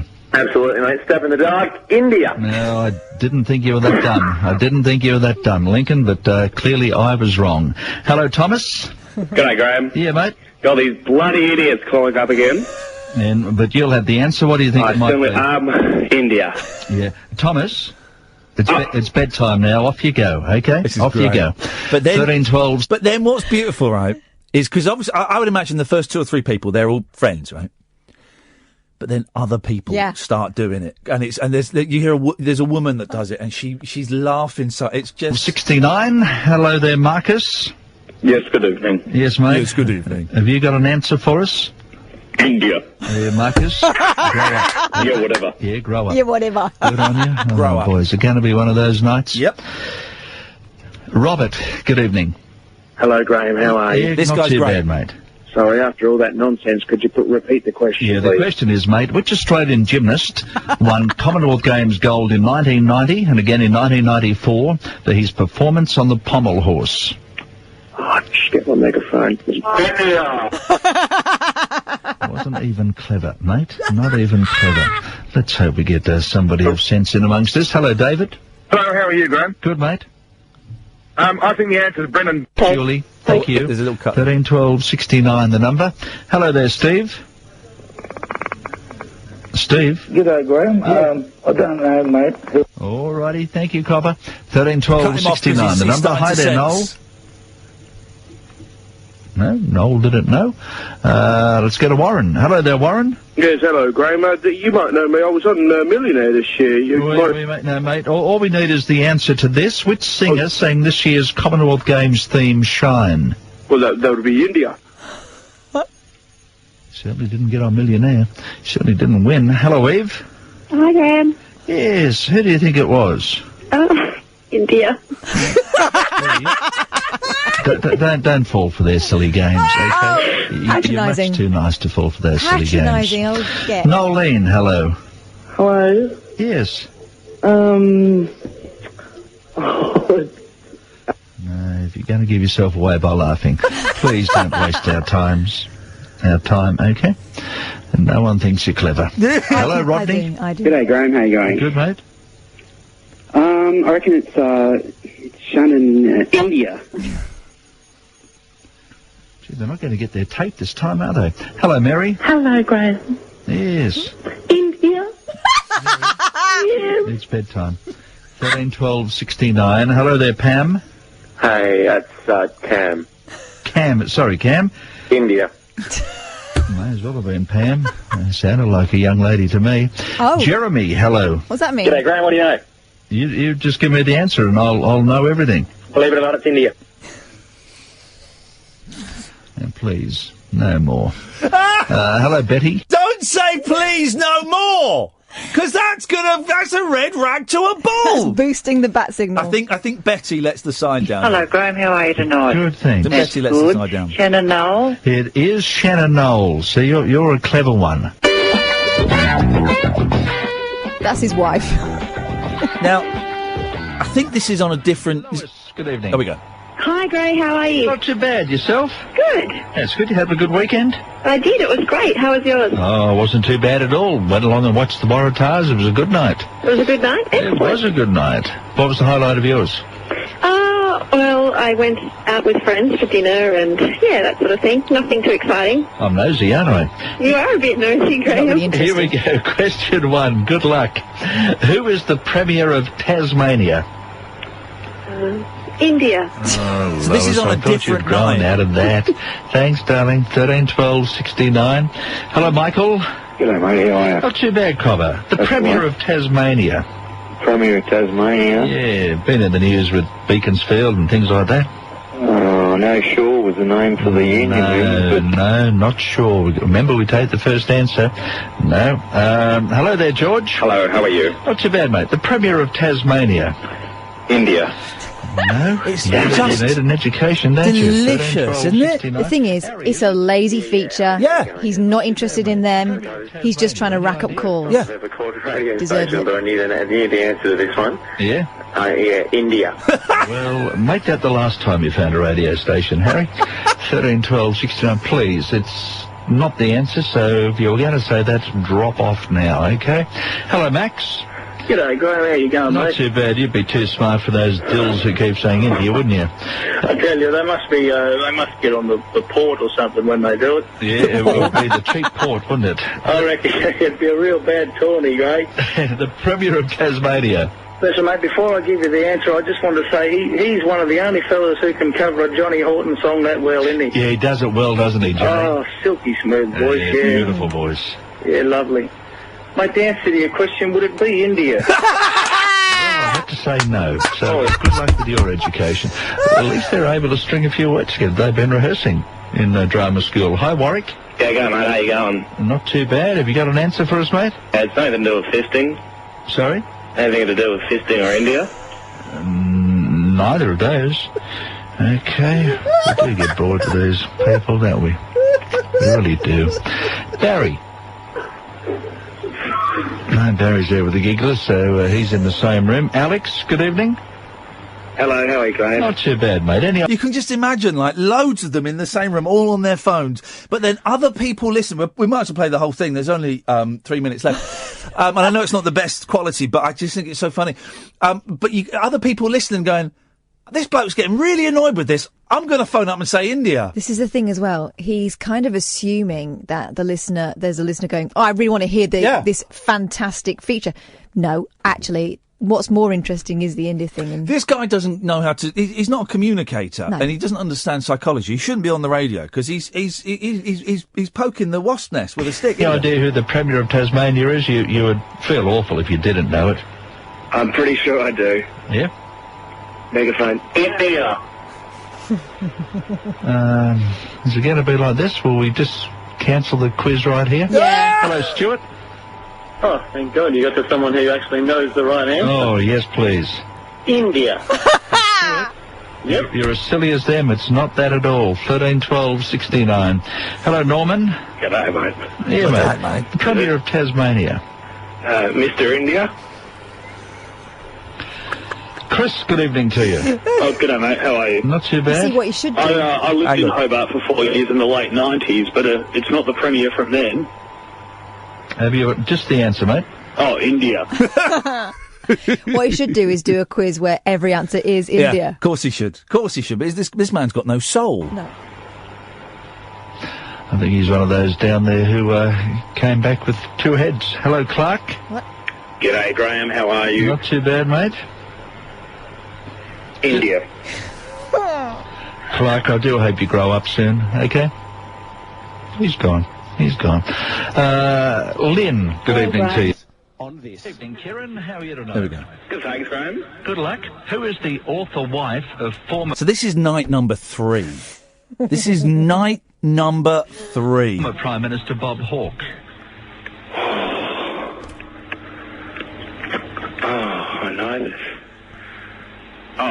Is it India? 13, 12, 16. And what's great is it's question. Each one, it's been question one. So it's the start of the quiz. You never get off the ground. Straight in, they're in there. No, it's not going to be that sort of night, is it? Yes. Hi, Peter. G'day, Graham. What do you know? I just know that you'll know the answer to this question. The Christian and surname. I certainly will, mate. How was your Easter? Was it a good one? It's very good, mate. Have you got an answer for us? Yes, I do. I believe the answer is India. Pete, if you're going to try and do a comedy act, you've got to keep a straight face, okay? India. Okay, That's now, better. you go away for the night now, okay? In fact, anyone else who wants to say India, that's not the answer, so please, don't ruin it for people who actually want to play. Oh, no! Oh, Graham, these bloody idiots with the India carry-on. Anyhow, Hey? you'll have an answer for us, won't you? Sorry, mate, I'm a bit nervous. I've never done this before. Can you repeat the question We need the Christian and surname. Who is the author wife of former Prime Minister Bob Hawke? Bob Hawke. Just the answer, love. India? Kelly, I thought you had a bit more maturity. I really He's always did. disappointed in the women, isn't he? Don't know why I picked that. Hello, Jeff. Yeah, g'day, Graham. How's it going? Good, mate. The answer? Yeah, sorry about these morons. I said India. Okay. I tell you what, tomorrow night we'll do the quiz at a different time, okay? That'll upset them. Michael, please give us a proper answer. India. Michael? Yeah. You call us back when you mature a little bit, okay? Thanks, mate. 13, 12, 69. Luke, good evening to you. G'day, mate. How are you? Yeah, good, mate. And the answer? Yeah, I'm a bit lost. The question about Bob Hawke, wasn't it? Yep. Yeah, it's India. 13, 12, 69, please. Only if you want to play the...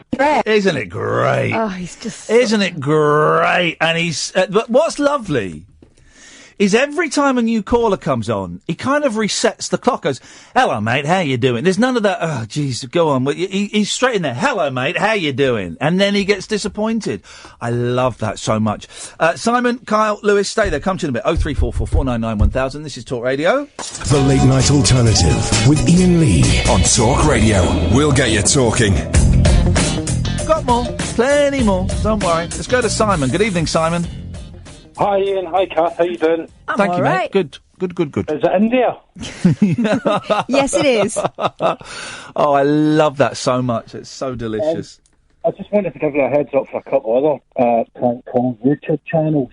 So, one, they're a bit sweary. Rob Corbett, Yeah. who's Scottish and does fantastic wind-up calls. Oh, and who does he phone up? Random. So there's a great one, he phones up a boxing gym. Oh, God. Ends up threatening the guy. It's brilliant, but as I say, they get a wee bit... A little bit sweary. Might need to bleep it. And then there's an Irish couple of guys, the Rubber Bandits, do very similar things. How do I know that? I know that name, the Rubber Bandits. How do I know their name? They wear plastic bags over their head. They had a couple of songs, Horse Outside and Sheena, Want to Fight Your Father. Yeah, they ring a bell. I'm sure. Yeah, I'm aware of them. They do prank calls as well. Very, very, very funny. Yeah, it's a great thing, and I think as long as they're not mean, as long as they're not, you're not scaring people. No. I think it's a delicious art form that is kind of dying to a certain extent. Go on, Kath. But those guys are ringing up random, like you said, a boxing place, and I think it is more delicious when it's someone like that guy, the Australian guy, who's sitting there all smug in his studio and thinking that he's got this made and it's all plain sailing. They're sort of rocking the boat. Yeah. I'm going to check them out over the weekend, Simon. Thank you for that, mate. All the best. Is it India? No, thank you very much indeed. I'm frustrated, and we've only had one person saying it twice. Evening, Kyle. Evening, boss. You all right? I'm good. I'm hot, because the air conditioning is broken, because apparently there is a nest of moths somewhere in the air conditioning, and that's why they've all got spanners. They've all got spanners. Everyone's ill as well at the moment. James Whale was off. Sam Delaney and his producer are off. Everyone's got some kind of lurgy. You need to step it up and do more shows. Yeah, well, I'm my last Virgin show this Sunday, guys. Come and get it while it's tepid. Oh, are you still playing records? I'll be playing the records they asked me to play. Yes. Oh, I thought you were going to take your record player in. No, I don't. No. I've been sworn on my bestest behaviour, and I will, because they were kind enough to let me go and play there for a few months. So yeah, Sunday, 10 o'clock in the morning, my last Virgin show for the foreseeable. Oh, that's a bit sad. No, it's not all right. It means I can have a line on Sunday mornings. Every cloud. There we go. What you got for us? Well, I was going to say, I was enjoying a lot of those. I was enjoying those prank calls, especially the Australian one, because he was getting proper annoyed, wasn't he? It's wonderful, wonderful. But I was ringing because I've done something tonight I've never done before in my life in 43 years on the S. Absolutely, it sounds like a wind-up, but it genuinely happened. Yeah. I went on a hen do. Oh. Was this with money that you'd claimed illegally from the DWP? Oh, now you see, I wasn't going to mention DWP, and if word gets back to them, they'll be straight cutting my benefits off, won't they? There are photos of you out on a hen night. Wait, how can this man claim benefits when he can afford to go out on a hen night? Did you wear a sash and suspenders? Yeah, I didn't. No, I didn't. But I ended up, there is one picture of me with, so basically, it was a friend of mine, so we were all at school together, and she's getting remarried, and another friend sort of said, basically thinks we're going to stitch her up, so do you mind coming along? I'm going to handcuff you to the bride-to-be for the evening. Sounds absolutely hellish. That sounds like my worst nightmare. Do you know what? It was one of the best nights I've ever had. Oh. And those women were filthy. Yeah. The things they said, I don't know. Catherine, you may have a different female perspective, but I was... The female perspective, I've not heard that phrase for a long time. Remember, Justin used to do it. Ladies' perspective, Justin used to do. I had a man on my hen night. One. What, you had one? No, I invited a man along. Okay, stripper, male stripper. No. Yep. No. Climb up the greasy pole? No. No. Okay. Put it this way, I wasn't his flavour. Did you splash out on a stripper? No, I whipped him all night with my lasso of truth. Oh, Jesus. I was dressed as Wonder Woman, but I wasn't 30 yet, so that was still okay. Well, that's already right, and I need to tread really carefully, don't I? Because that's the thing. Because I did say at one point, because people as well were asking me, sort of going, "Oh, are you not with somebody at the minute, Carl? No, I've got a girlfriend." And I was like, "No." And funny enough, why do people assume that I'm gay? Because I'm like 43, I'm single, and you're on a hen do. Yeah, it's usually the latter. You're the only man on a hen night. You're usually the gay best friend.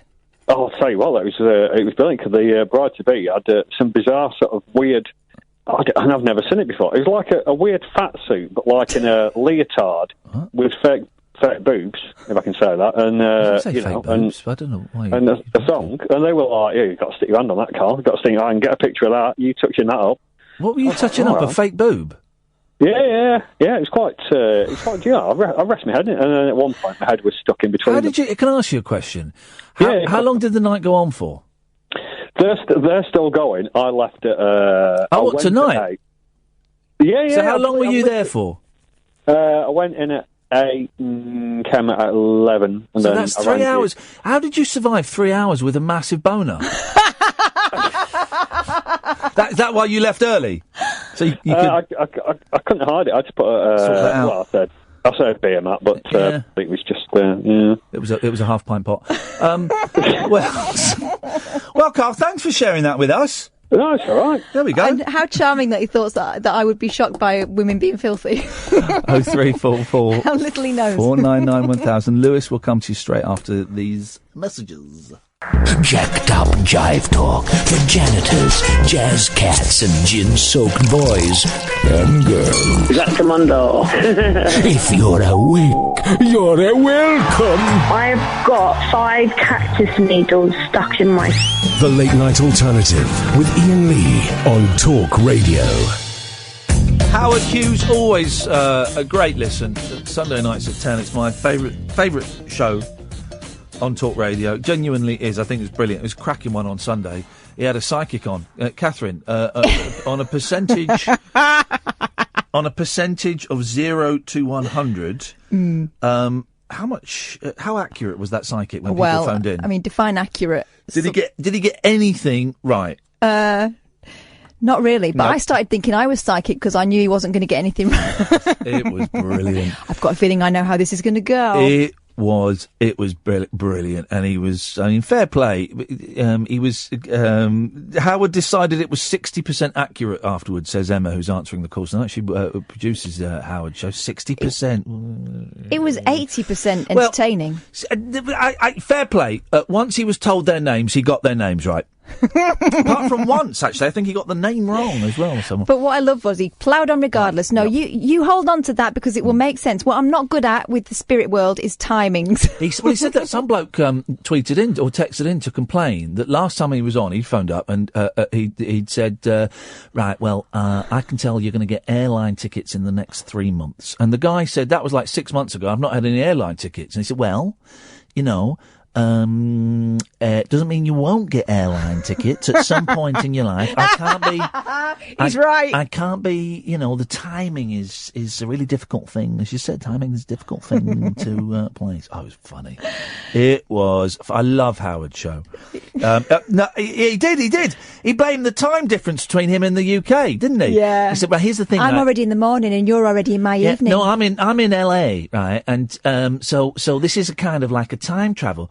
No, it's not. It's called time zones, you muppet. It's not time travel. Just because it's mid-afternoon and it's night time here. It's not time travel you put in. It's time zones. Did make me laugh. Evening, Lewis. Hello? Hello, Lewis. Hey, am I on now? There's been a murder, Lewis. Oh, my God. All right. I can't stay for long now because I've got to go out. The original reason why I rang in, yes, okay, was because you done the Ghostbusters 2 prank calls, yes, right? Yeah. And I watched your Rabbit Hole TV thing on YouTube, and I saw that there was one that you done. That's a yellow card, Lewis. That's a yellow card, buddy. Sorry. Jesus. Sorry. How high are you tonight, Lewis? On a scale of 1 to 10? It's my birthday. So 11. Wow, isn't it? After midnight is my birthday. It's not your birthday then. So keep your feet on the ground. Well, I can't stay on for long now because I've got to go and meet my friends because we're going to go out. You're going to go and meet your friends at midnight, are you? I was meant to meet in like 45 minutes ago. But okay, well, I tell you what, Lewis. Let's not keep you any longer. Let's go to Connor. Good evening, Connor. Hi, sorry. What for? My mouth was full of peanut butter. Here's the thing, right? I like peanuts. I like butter. Mm-hmm. I cannot stand peanut butter. I love think it. it is disgusting. Delish. Is it the crunchy kind? Are you on crunchy? Yeah, it's crunchy. No, it makes me gag. Gorgeous. Really? I had it for breakfast this morning with sliced banana as well. Oh, you dirty devil. So nice. Sounds good. Yeah, I know. I was calling to say to Iain about the cost of video games. Yes. It is £60 for a new. Hang on. For a new video game now. Yesterday, what was it? It was FIFA, wasn't it? Yeah, and you said that fella's kid was having him on. No, Yeah, well, I know that if you buy like the deluxe versions of, it's about £90. Shut the front door. Right, hang on a minute. No. Here we go. FIFA 18, Xbox. It's not 60 quid. You're lying. What is it? On Amazon, it's $49.99. On the Xbox store, it's normally about like 60. Yeah, but this is it. Why do you idiots Sorry, I don't know you, Connor. You might not be an idiot. You might be an intelligent gentleman. But why do you buy download the downloads? That is the craziest thing that you can do because you can't share it with your mates, and then you can't trade it in when you've got bored of it. Yeah, I agree. I don't do it. My brother does. Well, yeah. You tell him. You're right. Look, on Amazon, right? So it's 50 quid, $49.99. The Xbox One download code is $59.99. So, hang on. It's more expensive to get less. Yeah, I know. It's ridiculous. That is insane. There we go. There we go. FIFA 18, the Ronaldo edition, is 70 quid. Or 90 quid to download it. That's an outrage. Jesus, that's 20 quid more to download it. I've seen one that was at 120 to download. I think it was the new Halo when it came out. Oh. And the best version you could get of that was about 120. But the thing is, it's a con. It's a real con. It's ripping off kids and it's ripping off parents and it's ripping off gamers, you know. It breaks my heart because people are prepared to pay for it, so they will keep putting the prices up. And it's awful. I remember growing up and having a PlayStation 1, PlayStation 2, and you can get games for £10. Yeah. New games. I get it. I get it that you know there are huge teams that make these games. It is like making a movie, and the games industry makes more money than the movie industry. That's a fact, and I get that there are huge teams, but I can't get how a football game is £60 to not own it and £50 to own it. And £50 is still pretty pricey for a game. Yeah, it is. Particularly for FIFA 18, which will be not much different from FIFA 17. They come out every year. That's the thing. And, you know, as soon as that comes out, FIFA 17 will then be a £5 and FIFA 16 will be £2. So, you know, there will still be loads of people playing FIFA 16 because not everyone can afford £50 a pop every year. Yeah. Well, Connor, what are you playing at the moment? Nothing. I've just moved to Dublin for uni. Hang on. So, you not got your console with you? No, I haven't, no. Gutted, man. I know. I was playing Titanfall, though. Titanfall 2. I love that. I didn't dig Titanfall. I couldn't get into it. It's the only shooter game that I'm actually good at. Oh, really? Yeah. I think barely anyone else plays it, so I'm just able to win. I'm looking. I want to throw myself into a vast, immersive Xbox One video game where I can get lost in a rich world and play it online with many, many other people. And I don't think such a game exists for the Xbox. Have you played Elder Scrolls Oblivion? That's quite an old one, isn't it? Yeah, but they kind of did a newer one recently for the Xbox. I think it was either remastered, but then I think they actually did do a new game for that. So that could be worth looking into. I'm Amazoning it now. Connor, thank you very much, mate. No problem. Enjoy. Cheers. Connor's phoning up about something we were talking about yesterday. You're always welcome to do that. Or if you heard something on the podcast, can I have an out time, please, Emma? Or if you heard something on the podcast, you're always welcome to call in about stuff. The thing is, like the spirit world, we're a bit sketchy on timings, aren't we? Absolutely. Muppets. Let's play one more classic call. Now, if you are of a certain age, you will know exactly where you were when someone phoned up. I think it was Going Live. Yes. To speak to the pop group 5 Star. We've bleeped it. But someone phoned up. You know, what they used to do on these Saturday morning kid shows was they'd have a pop group there and they would all be sat there holding phones to their ears, even though the sound was boomed out through the studio. So they didn't have to have the phones on their ears. And you were allowed to phone up and say what you ask a question. And it was normally like, who writes the songs? Where do you get your ideas from? But then someone phoned up 5 Star and did this. OK, Elliot, what's your question? I'd like to ask 5 Star where they're so crap. Thanks very much, Elliot. There we go. Now, that is a classic, right? That is a classic. And I saw that happen, and it was one of the great moments of my life. Not quite so famous is the Matt Bianco one. Now, Matt Bianco, I mean, they were a ropey band in the 80s, or really. Were they kind of like a pop jazz combo? Did they do Get Out of Your Sleep, Baby? I saw that on Top of the Pops the other day, right? It's the most boring song ever. It doesn't go anywhere. It's just like 3 repeating motifs. It doesn't go anywhere. They were kind of a bit style over substance, weren't they? Yeah. They used to wear the trousers really high, sort of 1930s style. Sort of slick back hair. And, sort of spivvy, weren't they? Yeah. But Matt Bianco got what we like to call in the industry 5-starred. Hello, Simon. You're through to Matt Bianco. Hello, Matt Bianco. Hello, Simon. You're a bunch of Let's play it again, because that's a tough one to hear, but it's great. Hello, Simon. You're through to Matt Bianco. Hello, Matt Bianco. Hello, Simon. You're a bunch of It's great, isn't it? It's great. And that, I don't think a TV show would take the risk of having a live phone in anymore. I don't think they would. So those moments can't ever happen anymore. Certainly not a mainstream TV show. Maybe one of the cable channels. And I'll play some prankery to a Christian channel. The Christian channel one. There's two videos of the same channel. And the first one I watched, I thought, it's a little bit of a low shot. It's very funny, but Christian channel, it's a bit of, it's a bit easy. But then the second one, when the woman's got a right cob on, I thought, no, fair play, they deserve it. Dear listener, we're having a nice gentle stroll through. We're talking about fanzines, we're talking about pop groups, we're talking about prank phone calls. Not the ones made by Steve Penk or Noel Edmonds, where they phone out, but where people phone in. You're welcome to share your stories on that. Coming up as well after midnight, we'll have Jeff Fahey on, who was in Lost and was in Lawnmower Man and is just a brilliant actor and a really, really nice guy. But you can call in about anything. 0344 499 1000. Talked about video games as well. 0344 499 1000 is the telephone number. If you want to give us a call, you speak to Emma.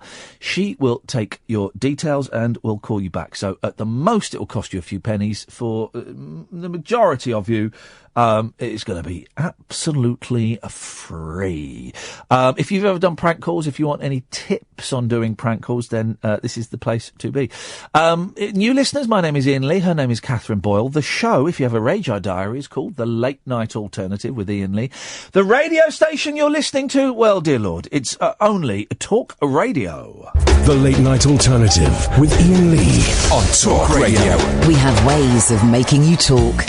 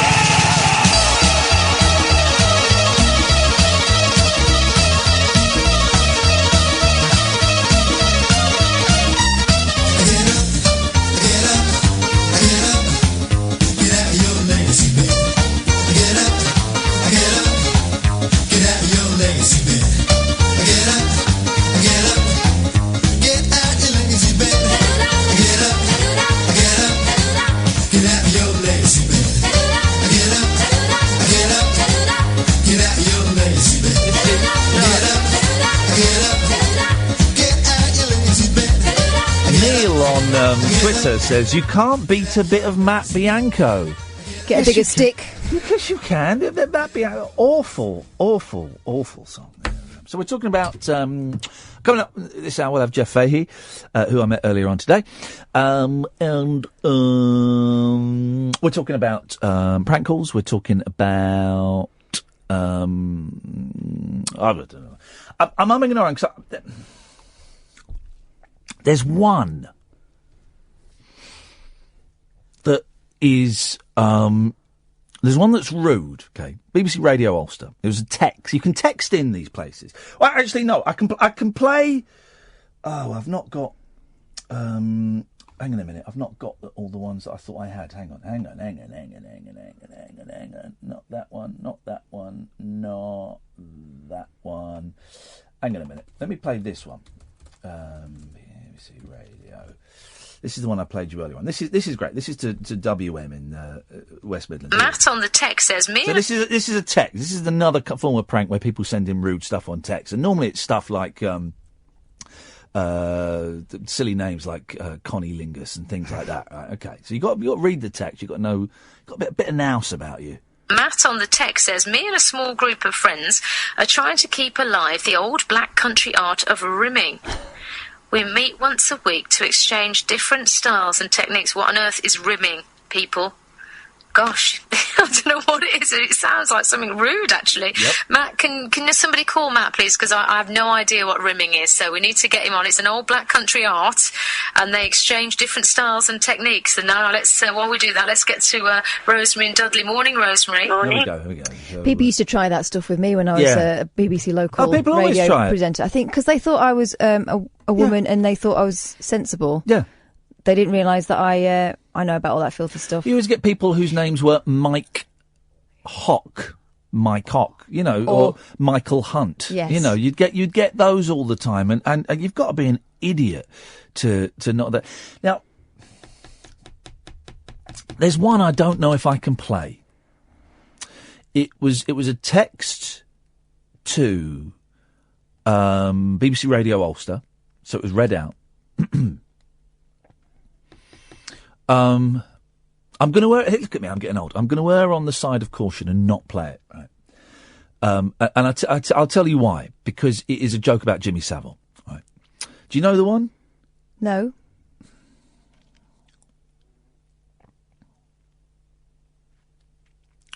I'm going to err on the side of caution. Yeah, I was going to say, if in doubt, do now. Yeah, exactly. I'm going to err on the side of caution. But someone makes... Okay, here we go. It's very, very funny, and I'm going to play it to you during the break, Catherine. Right. But it's a very inappropriate, off-colour, remark. Yeah. Connected with Jimmy Savile's crimes. And the thing is that they're not making a joke about child abuse, but I suppose in some ways they kind of are. If you want to listen to it, if you go on YouTube, Radio Ulster, Jimmy Savile, you can hear it there. I'm going to err on the side of caution and not play it. But it is this modern thing with presenters that aren't focused. You know, here's the thing. Everyone says, we work 3 hours a day. It's an easy gig. Well, actually, we work a few more. You work a lot more hours than that, Kath. But for me, there's prep. A lot of the day is me thinking about where we might want to take the show that night. And it's not 3 hours of just being sat here. It's 3 hours of intense concentration. I'm not saying this to big myself up. It's intense focus, because I've got to be focused the whole time, because I can't let any of this stuff slip through. I can't let a text like that about Jimmy Savile slip through. I can't, because you've got to be on the ball. And a lot of presenters aren't on the ball. They're not focused. No, especially if they've been doing it for a long time in the same slot, and they're there's a lot of people who are sort of mates with the boss and all that stuff, and they feel so secure. They're just sitting there biding their time. Yep. You can tell those guys. You can tell. Of course you can. Let's go to Matt in Australia. Or is he in India? We just don't know. Hello, Matt. Hey, how you going, Ian? Yeah, very well, mate. What you got for us? It was to do with Matt Bianco. So I haven't heard that song for many, many years. Yeah. And it took me down a little bit of a rabbit hole. Go on. There was a fantastic singer in the background called Basia, Basia, and she was doing the doobie bits. Oh yeah. And back in the day, it was 1987, again, taking me down the rabbit hole and using old Google just then, she went solo, And she released some great songs, and no, she was fantastic. I think she would be a good guest to get on. Do you know what? Well, we've been a little bit rude about Matt Bianco this evening, so it might be tricky. But I would imagine that the songs that she released, they weren't particular hits, were they? No, but it was, back in the day, it was all very Sade and all that kind of style-y. And she doesn't sing like the Matt Bianco stuff. Really? It's very, very, very good. I thoroughly recommend. Well, do you know what, Matt? I'm going to YouTube one of her songs on Sunday, and if I don't like it, I'm going to. Are you actually whereabouts in Australia? Are you? Adelaide. Right. Well, if I don't like it, then I'll be in Adelaide. Yeah. Tuesday, and I'll punch you in the nose. How's about that? Okay. Can I give you the song to look up then? Tell you what you can do. You're going to give me the song. We're going to do it now. Oh dear! Instant response, Matt. This is it. Go on. What is it? Pressure. Time and Tide from 1987. That's 15-year-old me geeking out. I probably haven't heard it in 20 plus years, but I do think it was pretty good back then. Hang on. Here we go.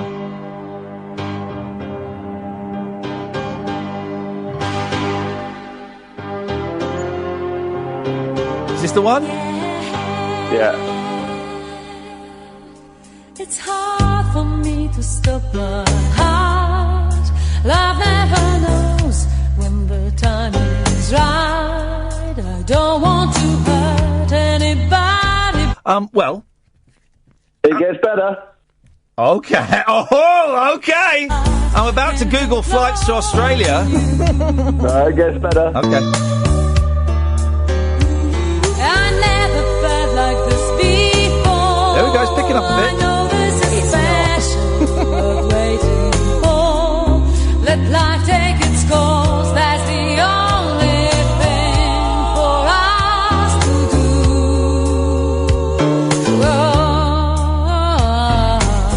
We've got time, baby. Right, Matt. In the words of that Australian radio presenter, if you ever think about calling this show again, mate, don't.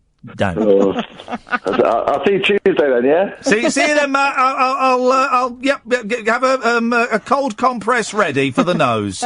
Unbelievable. But he tried. That was nice of him to try. Let's take a quick break. And I'll play you that. I'll unplug this and make sure I don't broadcast it. I'll play the thing in a second. Here we go. Take a trip into the alternate reality of late night radio. I think I'm in something like the Matrix, and so are you. The Late Night Alternative. Hello. With Iain Lee. Is there anybody out there? On Talk Radio. Hello. Let me play you another one. We've got some calls. And let's go to David first. Good evening, David. Hello, Iain. It's Dave again. Hello, Dave. From the Bean Maid from Westminster. Oh, now, what? Remind me what you called in about before. Well, I've been trying to rustle up me mates. That was it. I used to work on the bins in Westminster Borough Council. And have you managed? This was in the 70s, wasn't it? Yeah, and through the 80s. We started in the 70s, went through the 80s. Yeah. Have you managed to track down any of these guys and gals? Oh, guys, probably. Well, I found Dave. Oh, yeah. I ain't found Dave or Dave. Yes. Or Sparky. Okay. Or the other Dave? But I have found Dave. How did you find Dave? Dave, a different Dave. No, hang on. The Dave in the pub. Was he not one of the Daves from the dirt wagon? No, dirt wagon. I ain't heard them called that for years. Well, I'm an old man. Dirt wagon. And yeah, I've got another mate, Dave. I moved up north. Yes. There'll be other mate, Dave. Yes. Up there. Yeah. He heard the radio show. And he used the internet after hearing. Yes. And I was like, he could have just come to me and asked. Yes. But, so he went on the, Face Friends thing, the book, Steve Fangled internet thing. Yeah. And said, does anybody know Dave? Yep. Dave and Sparky. To get in contact with me, Dave. Yes. And he's looking to pass on his wishes and catch up with you and that. So Pass on his wishes. Yes. he did that, and Dave got in contact with him through Dave. Right. But this Dave's a right tosser. Right. Well, didn't get on with him at the time. Statistically, it's very likely. Yeah. Okay. We finish at 1, by the way. Yeah. Well, I was wondering, just off the back of this call, Yes. if you could put another call out for Sparky. For Sparky. Or Dave. And the other Daves. The one who's not a tosser. The one who's not. There's 3 more Daves. Yep. And I'm Dave. And just give us their names again, How Dave. many 3 more Daves? There's only 3 more Daves. Till Christmas. Hey! Good one. So just give us their names again, Dave. Dave. Yep. Dave. Let me just write this down. Yep. Uh-huh. Dave. Mm-hmm. Yep. I've got the other Dave, and he's a tosser. And Sparky. All right, Dave. Well, listen. We'll keep our fingers crossed. Cheers, Dave. Ian. Yep. Thank you. Putting a tweet out. Okay. So this is the one to a Christian TV channel. There's all these channels, stuff, and I think this is delicious. Okay, so there's a couple of calls. Well, then, of course, there are emails. You can email in for prayers and stuff. Okay. There's someone who's written a story here. It's a long one.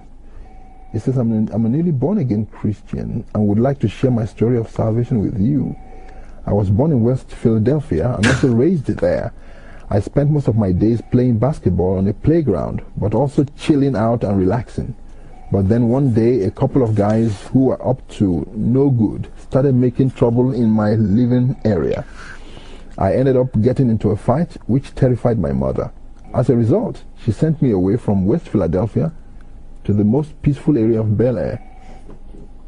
Then listen. That's from Fresh Prince of Bel Air.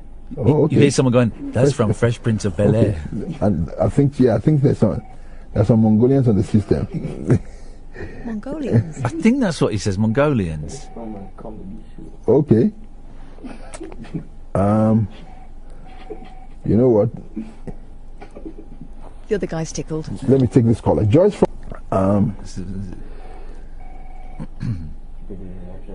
my inspiration in life is a man I met in Nigeria called Ben Kenobi. He taught me so much about the force that spirituality has. It can be used for good and it can be used for bad. There is a light and a dark to everything. It's up to us to make sure that the light side of things outweighs the dark side. But in the kingdom of God, it's all about light, no darkness at all. So, but people go over and get powers from the enemy, and that's darkness really. I helped him spread his message as best as I could for the summer. I was there, but one man with a particularly sharp tongue attacked his beliefs one day and he disappeared shortly after. He believed the midichlorians controlled all of us and created all of us. He didn't think that the force of spirituality and midichlorians went hand in hand. Ben taught me that we must always try to live in harmony with all other forces of the universe. I don't think that is biblical because... No, it's not biblical. It's Star Wars. And it's beautiful. Because it's not that mean. Anyway, a few days later, there's a young lady hosting the show. Prayer is that will happen. Stephen says, growing up on the mean streets of West Philadelphia, I never dreamed that I would even be able to own TV equipment to view a channel such as yours. What made this all possible for me was the loving embrace of my auntie stationed in Bel Air.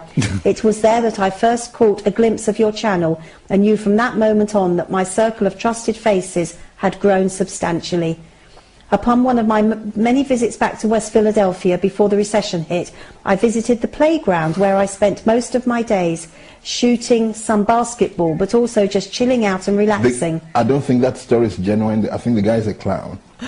He's a joker. He's been sending that material into all the programs. Oh, right, okay, well, let's delete him. She's a good We'll Christian woman. permanently delete him Good from Christian. the Turn the other cheek. from the list. Apparently, the story is, what he's been sending through is the story of the Prince of Bel-Air, the black guy. Oh, yes, I know. The Prince of Bel-Air, yes. the black guy.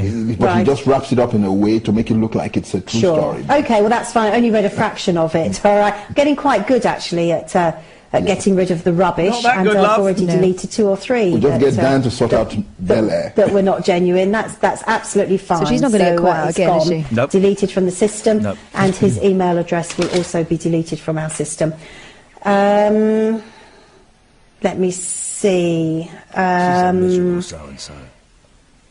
Okay, please pray for my cousin Carlton and my uncle Phil, who have both been having a very hard time finding jobs. Thank you so much, Will. So that's for Carlton and Phil, who are having trouble finding jobs. And if you just cross off from that prayer list the people looking for a job, because that was a hoax email It was a hoax as well, because they mentioned some strange names. That's right. And So those names also, yeah, they're Bel-Air people. They are about 10 hoax emails, and I can actually delete them faster than you can write them, so they won't be read out. But if it causes entertainment to you, then do carry on sending them, because it takes me half a second to press the delete button and delete it. But it's fine. It's a snowy day, probably very, very sad people have nothing else to do with your lives. But I'm more than happy for you to send them. I'm not even reading them. I've actually got the gist of it now, and the delete button takes me about half a second to do, so just carry on. Okay. Brilliant. Burn. They are also Bel-Air people. You know, the black guy. Oh, I love it. And this is it. I love it, right? And I guess if there's any point to tonight's show, and there isn't, I do want people to do prank calls, because I think they're lovely, because we're laughing a lot. I think those are a couple of years old, the ones there. I do want people to do prank calls, because I miss them. I think they're very funny. I think there's an art to them. There's certainly a skill you got if you're going to speak to a phone operator, and not this show, but other shows. You've got to sound convincing. I did a wonderful prank call. If anyone, where it was to Mo Molam, when I was on the 11 o'clock show, and we phoned up Mo Molam. It's not that funny, but she was on BBC One. It was BBC Two, and it was convention season, and she'd been seen dancing with Chris Evans, and I said, how could you be seen schmoozing with that ginger idiot? She was, Chris Evans. I said, no, it was Robin Cook. Now, not particularly hilarious, but she laughed a lot, and it wasn't me. I guess what I'm saying is, dear listener, go and do prank phone calls. Go and do prank phone calls, as long as they're not mean. And the radio industry will hate me for this, but humanity deserves it. I think they're funny. I think if they're done with a skill, they are great. I think as long as they're not mean, as long as you're not mocking people, as long as you're not overly insulting the presenter. You listen to radio, guys. You know some of the stuffier presenters that perhaps deserve a little rocket, a little pinprick in their pomposity, you know. I think so. We've got a full switchboard. I'm going to speak to Andrew. Can we let Dom and David and Al? I'm really sorry. We're not going to have time for you, because we're going to go to the Jeff Fahey interview in a bit. Andrew, go on. What have you got for us? Hello, mate. How are you? Yeah, good, thank you. How's Kath? Let me ask her. Catherine, Andrew wants to know how you are. Oh, I'm all right. How's Andrew? She's all right. Hang on. She's all right. How are you, Andrew? Okay. It's funny you're talking about the prank calls, because the call you did to Mike Dickin about the millennium was one of my favourite bits of radio. You. It was a lot of fun. Again, not mean, and I caught him when I knew he wasn't listening, and spoke nonsense for 3 minutes. It was wonderful. Before I go, I've been telling people for many years that news stands... Well, do you know what news stands for? It's an abbreviation. No. Well, I thought it stood for notable events, weather and sport. Right. But apparently it doesn't. It's go on. It's from Well, no, apparently not. It's not a prank call. It started in the 14th century when the English word news developed as a special use of the plural form of new. If this is a prank call, it's one of the dullest. But I'm primed and I'm hovering over the dump button. No, that's it. That's everything. Thank you very much indeed. Let's play one more. The texts are generally read. When I did BBC Six Music for a while, they would print off the texts and bring them into me, but they would scribble some out that were basically saying, this bloke's an idiot, get him off. And so they would scribble them out because I couldn't see them. This is one of my favourites. Oh, hang on, we've just had a text message here. My name is Margaret, and I have a lovely pair of thick beef curtains. Here we go. No, you don't make curtains out of beef. I think you've got. And I'm looking for another pair for my spare room. Has anyone got a pair for sale? Thick beef curtains. Am I missing something here? Is that for midnight snacks? It could be beige. Could that, Margaret? It could be some innuendo here that I'm not reading in, which I should understand. It could be, I don't know. Is she a butcher's wife, do you think? I have no idea. Margaret, you give us a call. You're on 080, your last 3 digits. Give us a call, come on air, and I have no idea what you're talking about. Perhaps it's an old-fashioned design. I love that. Isn't that just wonderful? Absolutely wonderful. Have fun with that. With this out time, Emma, does that mean there's no talk up on the other side? Or is there, there's no, beautiful, perfect. So listen, my message to you is, if you're bored and if you're, lonely or if you're hungry like Catherine, whose stomach is gurgling away there, I think a prank call to I don't think there are as many TV stations that you can phone into now. It's I don't, as you know, I don't really watch telly anymore, and I've certainly don't flick through the Freeview stuff, so I don't know. But if you can find something, if you can phone them up, you can do it abroad as well. You know, you can phone up foreign radio shows and TV programmes and make it funny. If you're going to do it, don't be mean. Make it funny.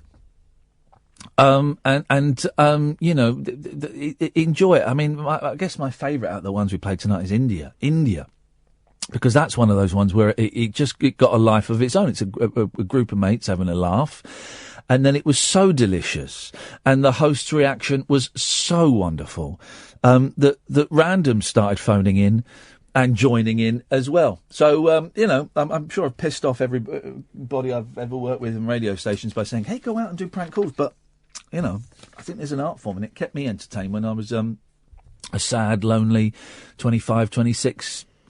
It also got me the sack from loads of stuff when I phoned up Victoria, Derbyshire, and had a pop at Dwayne Chambers. Got me threats of physical violence and a sack from the One Show. So, just be careful, guys, is what I will say.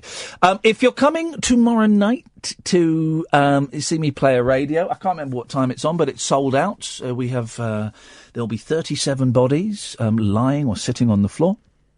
Bring a cushion, bring a pillow, bring a bivouac, bring a yoga mat. Make yourself comfortable. You will be in the dark. No funny business, please. Coming up after the break is a chat with the American actor Jeff Fahey, who is he's kind of in loads of stuff. He is most famous, I guess, for being in The Lawnmower Man, and Lost fans will remember him as Lapidus. I used to call him Lapinis. He was the helicopter pilot, and but he's been in loads and loads of stuff. Honestly, if you Google him, he's one of those actors that's been in hundreds and hundreds of TV shows and movies. Some quite big ones, some not particularly big. But he's a brilliant actor. He's a really good actor. He's over here doing a play. It was in Windsor. It finishes in Windsor tomorrow, but he's doing a tour, and he'll list all the tour dates. That man's got a memory on him. And he's over here doing a play, and it was absolutely delightful to go and hang out with him. So stay tuned. Coming up after the break, it's me having a chat with the actor Jeff Fahey. The Late Night Alternative with Iain Lee. On air and off the leash. On Talk Radio. I've not had to travel far for this interview. I'm in Windsor, where I kinda live. Just walking down the high street, past the castle. The Queen isn't in today. Unlucky. I'm going to Windsor Theatre, which is delightful theatre, to meet Jeff Fahey. Now, some of you geeks will know Jeff Fahey as the star of The Lawnmower Man, and of course Lapidus in Lost, a show I was obsessed with for a few years until it stabbed me in the back. And he's just a brilliant actor, bit of a legend, really. And he's doing a play in Windsor, although I think it's coming to an end this weekend. It's been quite tricky to sort this out, if I'm completely honest. I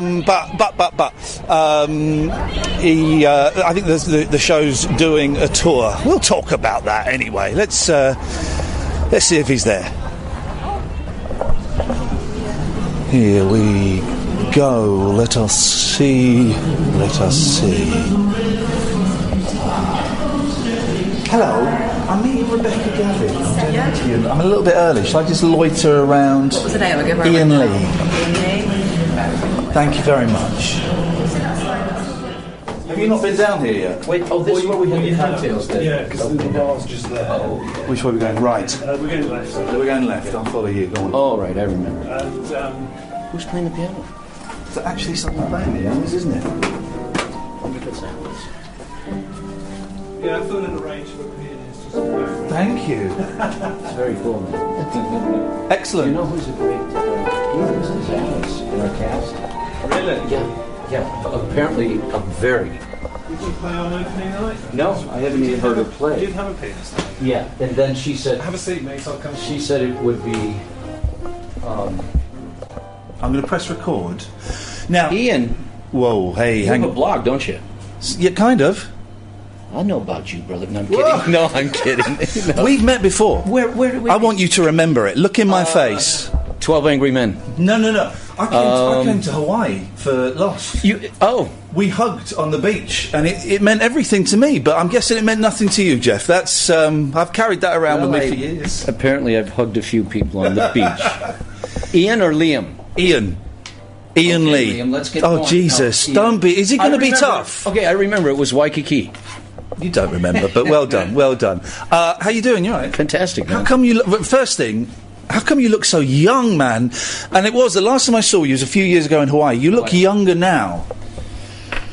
I don't know. Maybe the spirit grows and slows everything down. How's that one?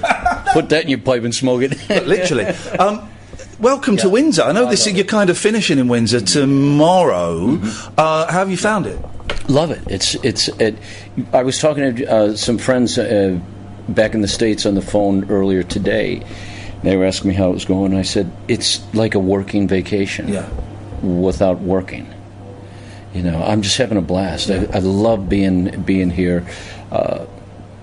Have you interviewed Martin by chance? No, I haven't. Are you going to? No. Oh, because then I'll tell you the story, which he likes to tell about Bill Kenwright calling me, 5 weeks ago now. Yeah. 6, because we had 4 weeks rehearsal and this is our second week of running. So I was in Belgrade and finishing a project on a film, and then from there I was headed to Jordan to do some work with the refugees, and which I get a phone call on a Saturday night on my cell phone at a restaurant. I'm with the producer of the film, and it's Bill. It's Bill. He says, Jeff, how are you? I said, great, man. How you doing? He goes, you want to come back to the West End with and do another show with me and Martin? I said, yeah, man, anytime. He goes, how about Monday? And this is Saturday. Wow. And I said, yeah, absolutely. But I've got to rearrange some jazz. Yeah. And then halfway through the phone call, he goes, don't you want to know what the play is? And I said, yeah, well, I do, but I'm coming back to work with you guys regardless. And he said, it's The Best Man. And I thought, this is fantastic. Yeah. Because for me, it's like doing another play at the level of 12 Angry Men, which was the last one we did. And so I couldn't get to rehearsal on that Monday, but I did get in on Tuesday. So we rehearsed for those 4 weeks, and then Opened here in Windsor, got up here 2 weeks ago. It's been wonderful. And you're doing a whole tour of the country, are you? Yeah, so we leave here, we'll finish the 2 weeks in Windsor Saturday. I don't expect you to know every... But I do. Do you? Do you? I got it down, brother. This is a man who wandered in at 6 o'clock and saying, I think I had an interview. Did I? I don't want to... Yeah, that's pretty wild. I mean, well... That's a wonderful, as I said, a wonderful mistake. Yeah. I mean, I came in to warm up to try out a few things that I'm going to try tonight with the character, some movement and so on. And here you are, so... It's worked out beautifully. Yes. So go on, where are you going then, around the country? So, Sunday, we'll finish here Saturday night, tomorrow. Sunday morning, take the train to Brighton. Right. Then we open in Brighton Monday. We'll do 8 shows there. Close next Saturday. Then that Sunday I head to Richmond. Okay. Yeah. 8 shows there. Then that Sunday travel to Cambridge. Bath to Bath. Bath. That's Bath. correct, Then yes. we go to Bath. Well done. And 8 shows there. And then that Sunday travel to Sheffield. No, to Cambridge. Then Cambridge. 8 shows in Cambridge. Then go to Sheffield. And I think we finish there. We'll do 8 shows there, and I think our last night is October 28th. Okay. Do you get to see any of the places when you're going around? Because you're busy. You're doing loads of shows. Well, now that we're settling in and we don't rehearse all day and then do the shows at night, I've been able to walk around Windsor and it's been wonderful because they've arranged flats or hotels for me near the theatre. Oh, fantastic! So I walk to the theatre every day. Have you seen the Queen? She's not in today. I've noticed the flag's not flying, so she's not in today. We had tea today. Did you really? Yes, Well I done, asked her not to fly the flag so we could go, Low keep key. it under the radar, low key, Tell me about the play. Yep. All right, so the play is Gore Vidal wrote the play in 1959. It premiered on Broadway in 1960 to great success, and it was a hot topic at the time. Well, it still is. I mean, it's timeless, this play, because of its structure and content. And I mean, it's just not political. It's not a political drama. I like to say it's about the struggles and the challenges of human emotion when people are close to power and what they would do for power. Whether it's in politics, this just happens to be in the world of politics, but I think it happens in every world that position of great power and what one would do. And also, is one qualified? What are the qualifications? Do we need... I like to think that we need certain elements of both of these characters.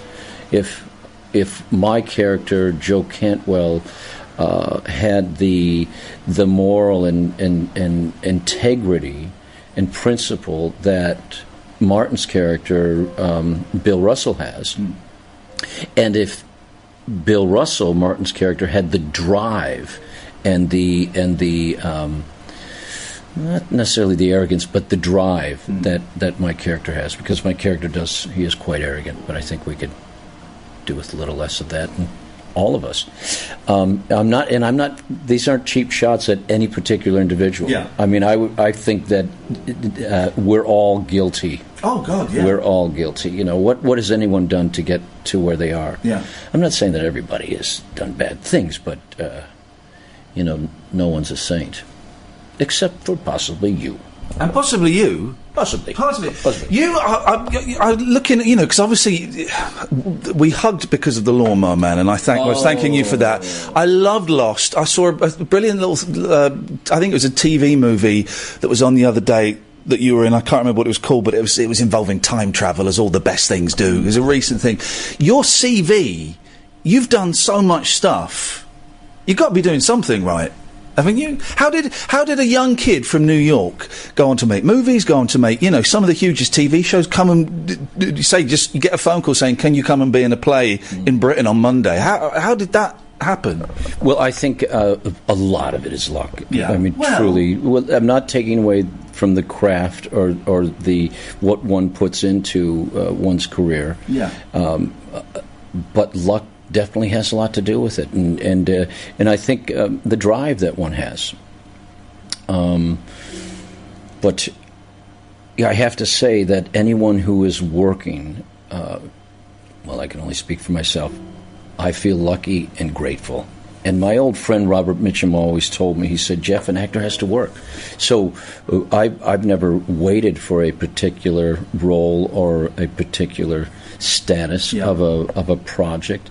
It's always been a work in progress for me. So it's been a great adventure. Yeah. And having said that, then every once in a while these gems come along.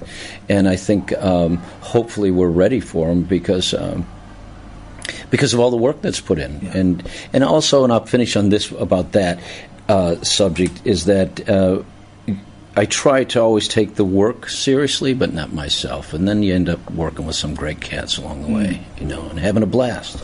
You just mentioned Robert Mitchum. That's a wonderful name to slip in the conversation. How did you work with him, I'm guessing? Yeah, well, Bob and I... I love it. We worked together. We did a film, as he liked to call it, a carpet commercial, and that's in direct reference to this because about working. Yeah. We did a film years ago in South Africa. Oh gosh, I don't remember the name of the film right now. I will by the end of the interview, but and that's where we became very close, and a lot of evenings with a lot of whiskey and great stories. He was a great storyteller, and he went back through his whole career. Over the few weeks that we were together there, I mean, everybody, Howard Hughes, Otto Preminger, great stories with everyone, and all wonderful, fun stories that had this great sort of profound lesson behind each story. Similar to you as well, in that he had a huge, back catalogue of movies, some of which got lots of attention, some of which didn't get as much attention, but there was always a level of quality. He always gave an excellent performance in there, and he made hundreds of films. I remember asking him, I said, Bob, how many films have you made? And he goes, oh, kid, I stopped counting at 150. He put that little beat there and said, at 150. But he believed in working. And he believed in that. Right up to the end as well, for him, pretty much. Yeah, putting hard work into it and enjoying it at the same time and realizing that it's even though the story, whatever the story may be, may have a wonderful, great impact to the audience. One of the things he gave me, and I've always hopefully entertained that, it may have a profound impact on the audience, but you got to be cool and just take it easy and realize you're just telling a story. So let that happen to them and just remain the same. It was interesting. You came in by coincidence, despite the fact we had this booked. You came in to say, because you're still kind of trying things out with the character. Will you be doing that for the whole run, or is it because it's still the first couple of weeks? All the way to the end. Really? Even when at the end of 300 performances of 12 Angry Men, I was still trying things. And it's not just me, I think everybody does. Yeah. Everybody does. Not major changes, just tweaking little moments on some timing or changing something. Something may work, but there might be another possibility of... And not necessarily to trick the audience, but or manipulate, but just find more music within each moment. It's funny you mention music. I can't remember who it was. It may have been Peter Cook. No, it was Dudley Moore. It was a Dudley Moore thing. He was comparing comedy to jazz, in that the trick with jazz is you've just got to hit that beat at the last possible moment. And he said it's kind of the same with comedy. You've got to hit that punchline at the last possible moment to get the biggest thing. And I guess it kind of sounds like that. You're applying that to straight acting as well. Yeah, I think that to drama and to comedy. I mean, I'm sure one would argue this point, but they're very similar in so many ways and yet so different. But that timing thing, to have that emotional impact, or to pull it out, just to stretch it out, and then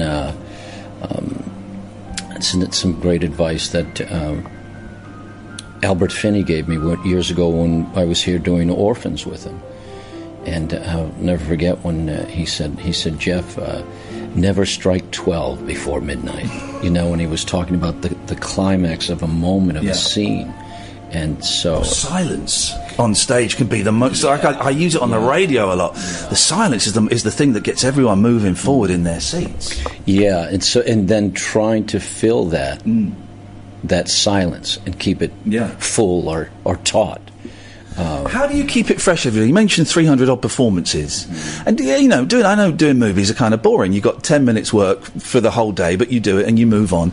Doing the same thing, and bearing in mind, of course, that performance number 276 is still the first time that audience have seen it. That's their first time, or even if you're getting bored of it. How do you keep it fresh for you? I don't think it's a problem to keep it fresh. Yeah, I think it's more that, and one hears that question all the time. Right.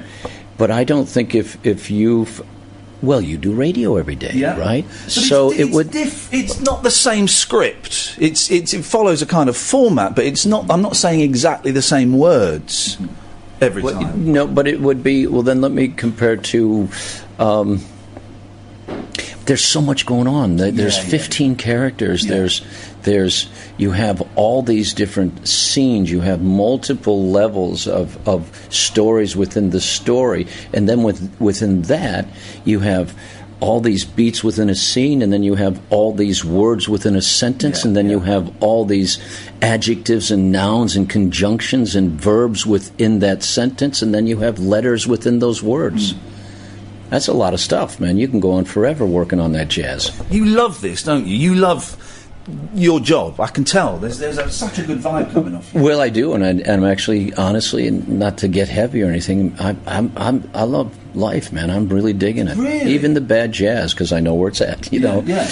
And with all the work in the Middle East and Afghanistan and that, I always come back here, wherever, coming back to certain parts of the world, and with great appreciation. Can I ask, you mentioned the work you're doing in Jordan and stuff like that. Can I ask what that is, or is that... There's a couple different NGOs that I work with, right. And I'll send you some stuff on that. Is that cool? Please do. Yeah, because I in a funny way, I kind of try to keep those things separate. Okay, yeah, I get that. So I'm not on a soapbox about one thing or the other, because I've found that to stay inside the work, and I will send you some stuff on it. And then we can do one time. We can certainly do an interview about that. I'd be happy to. I'd love to, because that'll open up many avenues of other conversations. Send it to me, and we'll get I will, on. brother. We'll get I'm going to let you go in a minute. You look so bloody good, man. Jeez, what the hell is going on with you? What are you taking every day? I'm sorry to turn this into a flirty kind of thing, but you're one of my man crushes. So, it's very quickly. So you're here until October. I'm assuming. Well, have you got stuff booked up after that, or you're just waiting for a phone call saying, "Can you come in next week and do a movie?" There's some stuff going on. But here's where we're at right now. We're waiting to find out when we're going to hopefully go into the West End with this show. Brilliant. And if we go in immediately, that'd be fantastic. And if we don't, whether it's a month or so, I'll run off and do something else. I'll either go back to the Middle East or I'll go back to the States and do a film. Hopefully there'll be a film here. I mean, there's a couple things in the kicker, and I'll decide as soon as I know the schedule. But I'm hoping that we'll be up and flying in the West End by mid-January or so. Brilliant. You know. If you're in the West End, I'm going to come along and see it. I didn't get to come and see this here because I've got kids. Yeah. And kids are, I don't know if you've got children, Jeff, but children can be an absolute bloody nightmare. Well, I'm one of 13. Yeah. I saw this. That's right, yeah. This is crazy. Listen, I wish you the best of luck with the tour. Send me that stuff, and I'll read it, and we'll get you on when you've got a bit of time. We'll have a chat about that. Anytime. Nice one, man. Anytime. Thank you, Jeff. Thanks, Ian. Thank you so much.